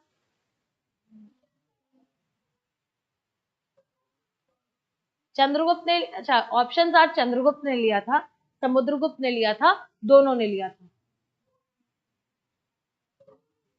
दोनों ने लिया था। वैसे स्टार्टिंग में चंद्रगुप्त ने लिया था, लेकिन क्योंकि समुद्रगुप्त आगे आगे जाके रूल करते हैं, तो उन्होंने भी महाराजा धीराज का टाइटल यूज किया था। त्रिभुवन चक्रवर्ती यानी कि तीनों लोगों का चक्रवर्ती, यानी सम्राट, ऐसा कुछ समझ लो कि ऐसे ऐसे टाइटल्स निकल करके आते हैं, राजा लेते हैं।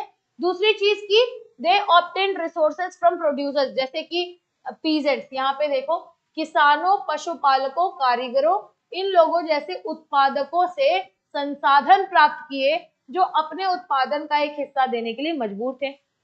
क्या हमने ये चीज डिस्कस की कि किसान जो हैं या फिर अन्य लोग जो है पशुपालन करते हैं, जो कुछ भी करते हैं, ये जो कुछ भी प्रोड्यूस करते हैं, at the end of the day इनको एक पार्ट जो है कर के रूप में देना पड़ता है, टैक्स के रूप में देना पड़ता है। क्यों देना पड़ता है, पढ़ा, किसको देना पड़ता है, पढ़ा। अब वही चीज यहाँ पे लिखा हुआ है कि इन पर एक स्वामी के कारण लगान के रूप में दावा किया गया था, जिसने दावा किया था कि वह जमीन का मालिक है। वो स्वामी कौन है जिस स्वामी की बात कर रहा है? राजा। राजा ने ही तो दावा किया था कि जमीनें सारी क्या है? राजा की हैं। तो आप उस जमीन को, जिस जमीन पे आप पैदा हुए, और राजा दूर दूर तक कहीं कोई निशान नहीं है राजा के एग्जिस्टेंस के उस जमीन पे, उस जमीन को राजा कहता है कि ये जमीन मेरी है और इस जमीन का मुझे रेंट दो। ठीक है। दूसरी चीज ये कि व्यापारियों से भी रेवेन्यू यानी कि कर इकट्ठा किया जाता था, और रिसोर्सेज, ये सारे के सारे, मतलब यहाँ से लिए गए पैसे, यहाँ से लिए गए पैसे कहाँ पे यूज हो रहे हैं? ये बेसिकली फाइनेंस में यूज हो रहे हैं, मतलब फंडिंग प्रोवाइड करने के लिए यूज हो रहे हैं। किस चीज के लिए? पहली चीज, राजा के स्थापित होने में, मतलब अपना अलग पैलेस बनाएगा, महल बनाएगा, गद्दी बनाएगा। दूसरी चीज, अलग अलग टेम्पल्स के कंस्ट्रक्शन के लिए, मंदिरों को बनाने के लिए। और तीसरी चीज की अपने मिलिट्री के लिए। ठीक है। एक और चीज यहाँ पे इंपॉर्टेंट हो जाती है जानना कि टेम्पल का इतना जोर शोर से कंस्ट्रक्शन क्यों करा रहे हैं राजा। तो पहले के इस टाइम में, जिस टाइम पीरियड की हम बात कर रहे हैं, इस समय किसी भी साम्राज्य में राजा कितना ज्यादा पावरफुल है, इस चीज का जो सिंबल होता था, इस चीज का सिंबल होता था कि उस साम्राज्य में कितना बड़ा और भव्य रूप से बनाया गया एक मंदिर मौजूद है। मतलब जिस भी साम्राज्य में भव्य रूप से बनाए गए मंदिर प्रेजेंट हैं, उस साम्राज्य के बारे में एक नोशन बना लिया जाता था, एक धारणा बना ली जाती थी कि वो बहुत ही रिच सोसाइटी होगी, रिच किंगडम होगा। दूसरी चीज, समय दर समय सोमनाथ टेम्पल को डिस्ट्रॉय किया गया। सोमनाथ टेम्पल जो कि मध्य प्रदेश में है, गुजरात में। तो सोमनाथ टेम्पल को डिस्ट्रॉय करने का रीजन क्या था? लोग, मतलब राजा महाराजा बेसिकली करते क्या थे कि अपने यहाँ के कोष, अपने यहाँ की जो ट्रेजरी, खजाना जो था, जो भी रुपए, पैसे, जोहरत, ये जो कुछ भी थी, ये सब कुछ कहाँ रखते थे? टेम्पल्स में रखते थे। तो अब टेम्पल को लूटपाट करके डिस्ट्रॉय करने में दो चीज निकल के आती है। पहला, उस राज्य की सारी संपत्ति नष्ट करना, और दूसरा, उस राज्य का गुमान नष्ट करना। क्योंकि राजा का गुमान किससे जुड़ा हुआ है? टेम्पल से जुड़ा हुआ है। एक तरीके का ईगो जुड़ा हुआ है, प्राउड। ठीक है। अब ऑफिसर्स जो थे, जो ये सब कर इकट्ठा करते थे, राजस्व इकट्ठा करते थे, इन्हें कहाँ से रिक्रूट किया जाता था? इनका चयन किया जाता था काफी जो इन्फ्लुएंशियल फैमिलीज होती थी, प्रभावशाली फैमिलीज। ठीक है। ऐसी फैमिलीज जो कि बहुत ज्यादा थोड़ी रिच भी होती है और थोड़ी पॉपुलर भी होती है, फेमस भी होती है। ठीक है।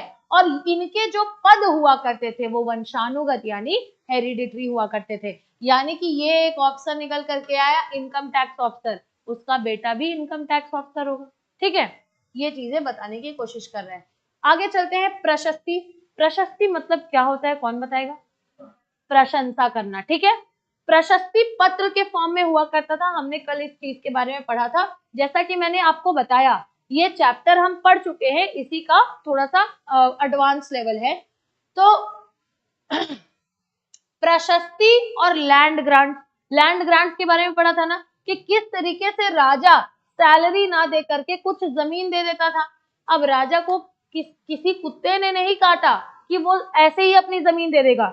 राजा जमीन बहुत सोच समझ के दे रहा है। क्यों? क्योंकि जमीन पे खेती बाड़ी भी होगी, उससे भी पैसा आएगा, और कर वसूले जाएंगे, राजस्व वसूले जाएंगे, उससे भी पैसा आएगा। नाउ इट कंटेन्स, अच्छा मैंने इस चीज के बारे में डिस्कशन कर लिया है कि ऐसे डिटेल्स होते थे कभी कभार प्रशस्तियों में, पत्रों में, जो कि कभी कभार सही नहीं भी हुए करते थे। यह हमें बताते हैं कि शासक स्वयं को किस प्रकार प्रतिबिंबित करना चाहता है। यानी कि ये प्रशस्ति अगर कोई लिखवा रहा है, बायोग्राफी अगर कोई लिखवा रहा है, या ऑटोबायोग्राफी कोई लिख रहा है, तो क्या उसमें अपनी बुराई करेगा? नहीं करेगा। तो ये केवल वही हमें बताते हैं जिस तरीके से शासक अपने आप को दिखाना चाहते थे। ये जो शासक हैं वो ब्राह्मणों को अक्सर लैंड ग्रांट्स दिया करते थे। ठीक है। भूमि दिया करते थे दान में, जो कि अगर मान लीजिए आप ब्राह्मण हैं, ठीक है, मैंने आपको भूमि दान दे दी, तो ये जो हुआ हमारे बीच में, जो एक्सचेंज हुआ, इसको मैं कहीं लिखवा दूंगी, पेपर पे लिख दूंगी कि मैंने जानवी को इतनी भूमि यहाँ इस जगह पे दान में दिया है।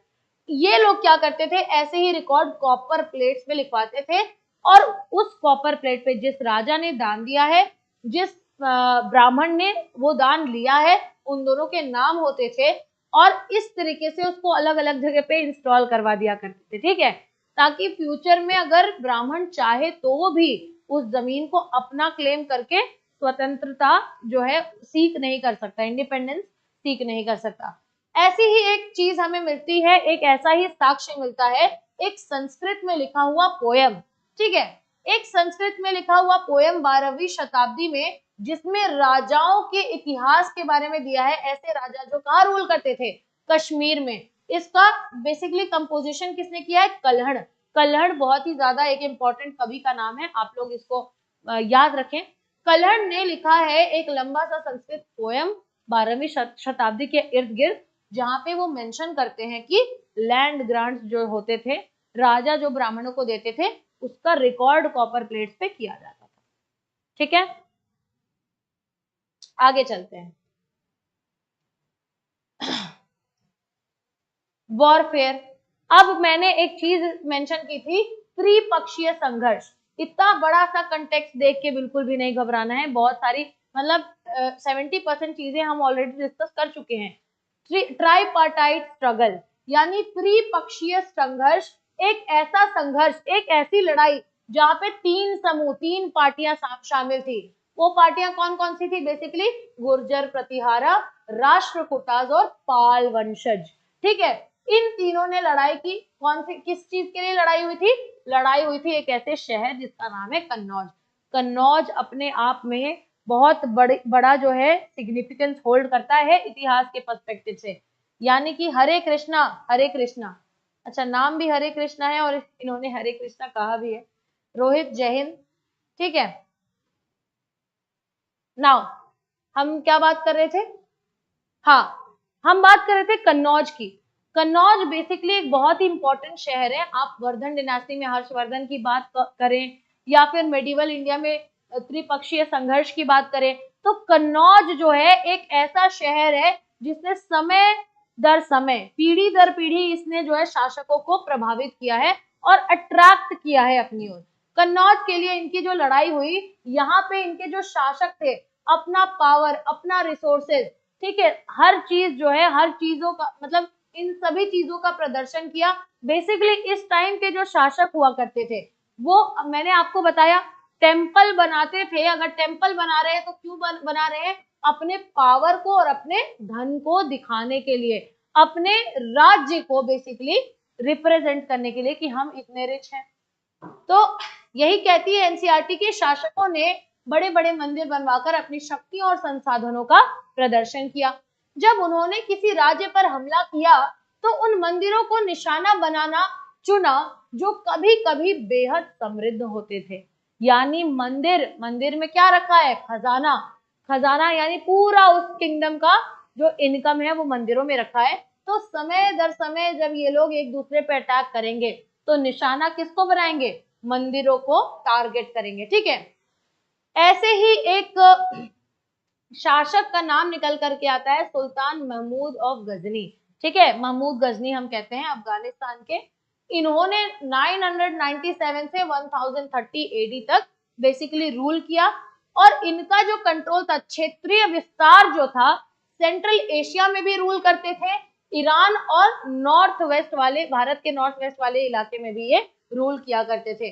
बेसिकली इन्होंने हर साल, लगभग हर साल भारत में बेसिकली इन्होंने अपने रूल को बनाने का प्रयास किया है, अपने शासन को बनाने का प्रयास किया है। इनका मेन टारगेट जो होते थे वो क्या होते थे, सबसे मतलब रिच टेम्पल्स, ऐसे टेम्पल्स जो कि काफी, कहाँ गया, अमीर मंदिर नहीं, बेसिकली ऐसे मंदिर जहां पे काफी भारी मात्रा में खजाने रखे जाते थे, इसको टारगेट करते थे। और उसी क्रम में इन्होंने सोमनाथ मंदिर जो कि मध्य प्रदेश में है, गुजरात में है, उसको टारगेट किया, ठीक है। He was interested in finding out about people he con, जिन जिन लोगों पे विजय हासिल कर रहा है उन लोगों के बारे में चीजें, उनका कल्चर, उनकी लाइफस्टाइल जानने में काफी ज्यादा इंटरेस्ट रखता था। इसीलिए जब इसने भारत पर राज किया, जब इसने शासन किया, तो एक व्यक्ति को अपने साथ रखा जिनका नाम है अल बरूनी। ठीक है, अल बरूनी नाम के जो व्यक्ति थे उनको कहा कि तुम भैया ऐसा करो, हमारे साथ साथ रहा करो और ये भारतीयों पे जो जिन पे हम राज कर रहे हैं इनके बारे में तुम अपना अकाउंट लिखो, किताब लिखो। ठीक उसी तरीके से जिस तरीके से फाहियान ने लिखा था, हुआन सांग ने लिखा था, हम लोगों ने पढ़ा ना, ये कुछ ऐसे नाम हैं जो बाहर के लोग थे जो भारत में आए थे। ठीक है, इसी के साथ साथ एक किताब का नाम है किताब उल हिंद। ये एक अरेबिक वर्क है जिसको संस्कृत स्कॉलर गजनी क्या था, गजनी जैसा कि मैंने आपको बताया अलग अलग लेख को लिखवाने में बहुत इंटरेस्टेड था।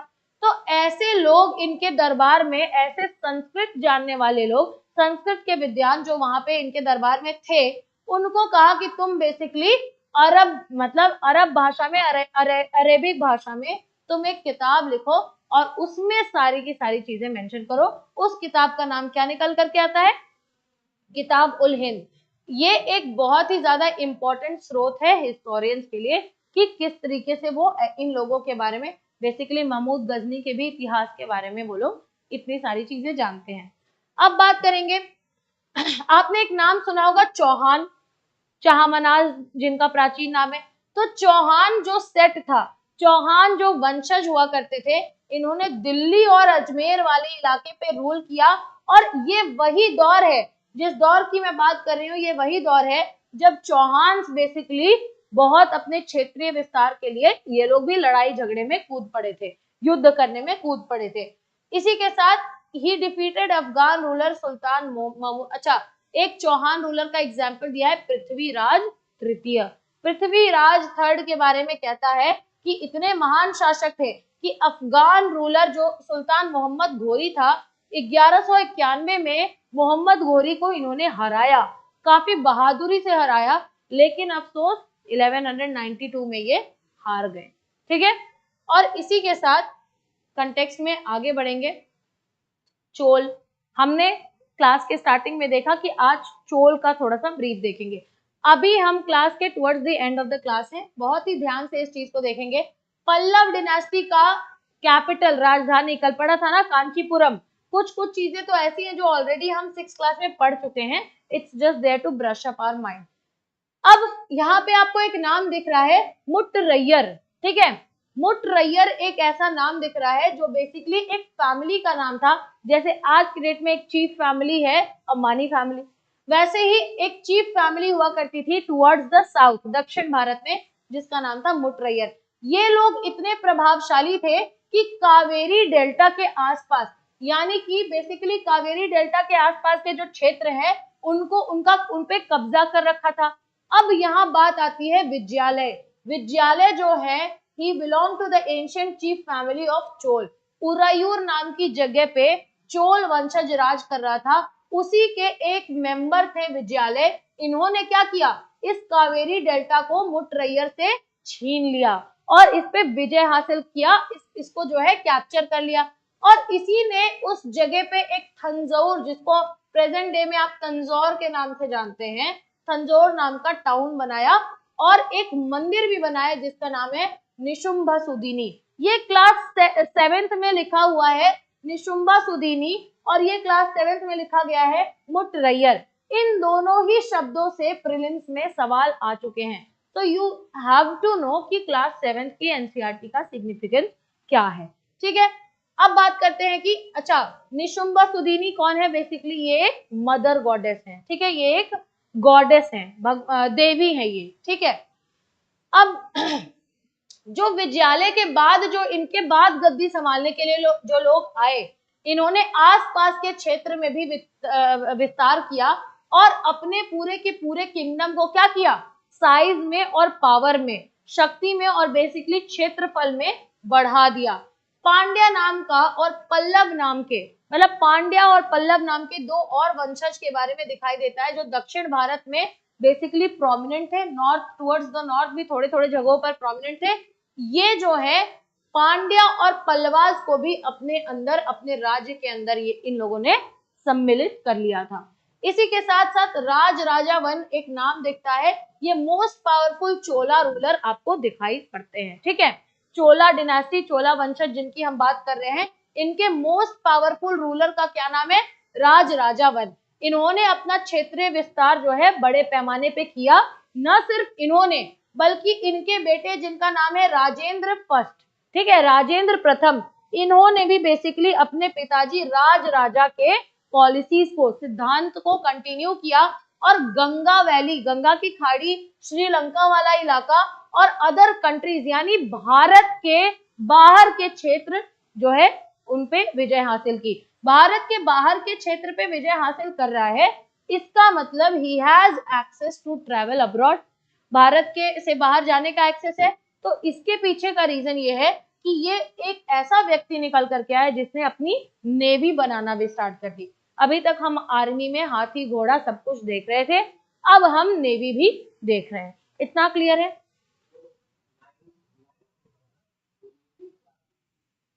कहाँ पे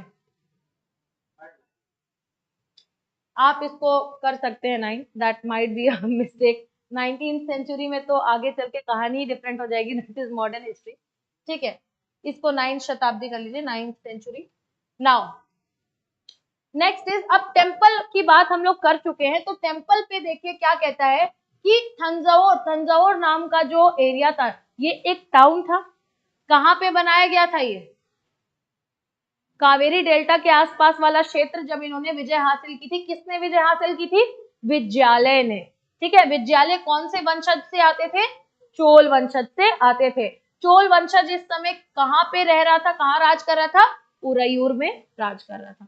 अब ये जो थंजौर है, यहाँ पे बड़े बड़े temples, the big temples of Tanjore and Gangaikonda Cholapuram. Cholapuram नाम का भी एक शहर है, गंगाईकोंडा चोलपुरम, जो आगे जाके आप पढ़ेंगे इन्हीं चोलाज ने एक पूरा का पूरा शहर बनाया था। ये नाम बहुत इंपॉर्टेंट है, यहाँ से भी एक बार क्वेश्चन पूछा जा चुका है मैच द फॉलोइंग के रूप में। गंगाईकोंडा चोलपुरम और तंजौर में बनाए गए बड़े बड़े जो टेम्पल्स थे, किसने बनवाए थे? राज राजा ने और इनके ही पुत्र राजेंद्र ने। ये बेसिकली भारत में वास्तुकला और मूर्ति कला के चमत्कार माने जाते हैं, इनके बहुत बड़े एग्जाम्पल माने जाते हैं। ठीक है, इसी के साथ चोला टेम्पल, हम लोगों ने टेम्पल के बारे में पढ़ा था ना, स्तूप ऐसे ऐसे बनाए जाते थे, अलग अलग स्ट्रक्चर हुआ करते थे। चोल जो डायनेस्टी निकल करके आ रही है, इन लोगों ने अपनी एक अलग शैली बनाई, एक अलग तरीका बनाया जिस तरीके से ये लोग टेम्पल्स बनाते थे। और इस तरीके के टेम्पल्स इतने ज्यादा बनवाए कि लोग भारी मात्रा में उन्हीं टेम्पल्स के आसपास के एरियाज में आकर के क्या करने लगे? सेटलमेंट करने लगे। Why? Availability of resources, resources भारी मात्रा में अच्छे से मिल जाए इसीलिए। और दूसरी चीज क्राफ्ट प्रोडक्शन, ठीक है, यानी अलग अलग तरीके की चीजें आप आज भी देखते हैं। लखनऊ में इमामबाड़ा के पास चले जाइए, अलग अलग हैंडीक्राफ्ट भी आपको देखने के लिए मिल जाएंगे, अलग अलग लोग अलग अलग चीजें बेच रहे हैं। So why they are selling those things at that place? Because tourist का आना जाना भी है, कंज्यूमर बेस भी अच्छा खासा है उनका। नाउ ब्रॉन्ज इमेजेस की बात है, कांस्य प्रतिमाओं का निर्माण सबसे विशिष्ट विशेषता थी। यानी कि ब्रॉन्ज इमेज तो बहुत लोग बना रहे थे, लेकिन सबसे फाइन कौन बना रहा था? चोला एम्पायर बना रहा था। चोला के जो ब्रॉन्ज इमेजेस हैं, they are one of the finest in the world and most images were made of deity. यानी अक्सर मोस्टली ये लोग किनकी प्रतिबिंब बनाते थे, किनकी प्रतिमाएं बनाया करते थे? भगवान की, देवी देवताओं की प्रतिमाएं ये लोग बनाया करते थे। एग्रीकल्चर की बात कर लेते हैं। चोला एम्पायर ने जितने भी डेवलपमेंट्स, जितने भी अचीवमेंट्स बेसिकली किए हैं, जस्ट अ सेकेंड, जितने भी अचीवमेंट्स बेसिकली किए हैं, ये एग्रीकल्चर में बढ़ावे के कारण किए हैं। हमने इस चीज पे डिस्कशन किया है ना, पेट भरने के लिए अगर खाना पर्याप्त है आपके पास, तभी आप क्षेत्रीय विस्तार के बारे में सोच पाएंगे। और यही चोला एम्पायर, इन्होंने कई उपलब्धियां, कृषि में नए विकास से ही इनकी उपलब्धियां जो है संभव हो सकी। नदी नाले बार बार उफनते हैं, जिससे उनके किनारों पर उपजाऊ मिट्टी जमा हो जाती है। हमको पता है कि कावेरी डेल्टा के आसपास जहां इन्होंने अपनी किंगडम को एस्टैब्लिश किया, that is a well flowing region, मतलब वहां नदी का बहाव भी है, नदी के बहाव से उपजाऊ जमीन भी होगी, और यही कारण है कि इतना अच्छा एग्रीकल्चर देखने के लिए मिलता था। दूसरी चीज की वाटर जो है, मतलब फसलों को पानी देने के लिए इरिगेशन करने के लिए वाटर की availability is not a problem anymore, ठीक है। और तीसरी चीज ये है कि इरिगेशन करने के लिए न सिर्फ ये लोग नदियों पे डिपेंडेड है, अब आर्टिफिशियल तरीके से कुएं भी खोदे जाने लगे हैं और भी तरीके अपनाए जाने लगे हैं। किस चीज के लिए? सिंचाई करने के लिए, कृत्रिम रूप से यानी आर्टिफिशियल रूप से सिंचाई करने के लिए। Next is administration organisation towards, अच्छा 5 मिनट में इस चीज को हम लोग वाइंड अप करेंगे towards the end of the class. ये सब सारी चीजें जो हम चैप्टर 2 में देखने के लिए हमें मिलती हैं, क्या ये वही चीजें हैं जो हमने 6th में पढ़ा है? इसका एक इलाबोरेटिव लेवल जो है हमें यहाँ पे देखने के लिए मिलता है। अब उर के बारे में हम लोगों ने पढ़ा था, है ना, फार्मर्स का वो समूह या फिर ट्रेडर्स का वो समूह, अलग अलग समूह जो होते थे उनको उर कहते थे। बेसिकली ये क्या है कि उर का वो समूह अलग अलग जगहों से आकर के जब मिलने लगा, कलेक्टिवली इन लोगों ने एक लार्जर यूनिट बनाई, एक बड़ा समूह बनाया और उस बड़े समूह को कहते हैं नाडु, तमिलनाडु। समझ में आ रहा है? तो नाडु ये जो बेसिकली वर्ड है ये वहीं से ओरिजिन होती है। और यहाँ पे आपको एक ग्राम परिषद देखने के लिए मिलता है। ग्राम परिषद और नाडु ने वितरण, न्याय और कर एकत्र करने जैसे प्रशासनिक कार्य किए। इनका फंक्शन क्या था? Tax collection. इनका फंक्शन क्या था? जस्टिस देना, जुडिशरी काम करना और अलग अलग तरीके की चीजों को करना। अब एक आपके पास कास्ट नाम सामने आता है, एक कास्ट का नाम, ये दक्षिण भारत में बहुत ज्यादा प्रसिद्ध कास्ट है, वेलल, ठीक है। वेलल कास्ट जो है, इसमें एक ऐसे किसान जो कि केवल चावल उगाया करते थे, ये जो है ये नाडु जो कि बेसिकली एक समूह है, नाडु के समूह को कंट्रोल किया करते थे, उनके समूह के सारे फंक्शंस को कंट्रोल किया करते थे। अब राइस पीजेंट्स क्यों? ऐसे किसान ही क्यों जो चावल की खेती कर रहे हैं, चावल उगा रहे हैं? Because we know that towards the south आप जाओगे तो राइस जो है पूरा बहुत ही ज्यादा फेमस है और उनके स्टेपल फूड में इन्वॉल्व है, उनका जो रेगुलर फूड होता है उसमें इन्वॉल्व है। तो जिसने राइस की का कल्टीवेशन किया उसका ऑटोमेटिकली ट्रेड बढ़ेगा और वो रिच होगा, और रिच क्लास, अपर क्लास के लोग ही ऐसे सब समूह को क्या कर सकते थे? गवर्न कर सकते थे। तो इसीलिए यहाँ पे हमारे सामने ये चीज निकल करके आती है कि वेलल कास्ट के लोगों को इसका गवर्नेंस दिया जाता था, ठीक है। अब बात करेंगे चोल किंग जिन्होंने अलग अलग टाइटल्स दिए, मूवेंडवलन और अरैयर, ऐसे कुछ कुछ इन लोगों ने क्या किए? अलग अलग उपाधि दी। किसको? किसानों को, चीफ्स को। और ये उपाधि क्यों दी? इन्होंने दिखाना चाहा इट मार्क्ड अ रिस्पेक्ट।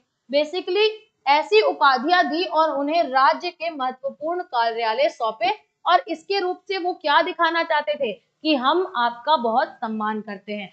तो अलग अलग तरीके के कृषि कारकों को यानी अलग अलग तरीके के किसानों को क्या दिया? मूवेंडवलन। और अलग अलग चीफ को क्या उपाधि दी? अरैयर, ठीक है। इसी के साथ नगरम नाम का एक वर्ड आपके सामने आता है, जहां व्यापारियों का एक समूह हुआ करता था, नगरम। अब ये जो नगरम है इनका रोल भारत के इतिहास में स्टार्ट होता है। नगरम नाम का एक समूह बन चुका है और ये नगरम जो पहले केवल एक व्यापारियों का समूह था, अब ये लोग जो है प्रशासनिक कार्यों में भी पार्टिसिपेट करने लगे हैं, ठीक है। And now yes, so this was the end of this class. हम लोग ये नगरम वाले पॉइंट पे एंड करते हैं। Most of these things are something that we have already covered in class 6 chapter number 11 और 10, something like that. I hope यहाँ तक की सारी चीजें आपको क्लियर हैं and you must attempt all the questions of NCERT जो कि दी हुई हैं। Till the time being, we will meet again tomorrow.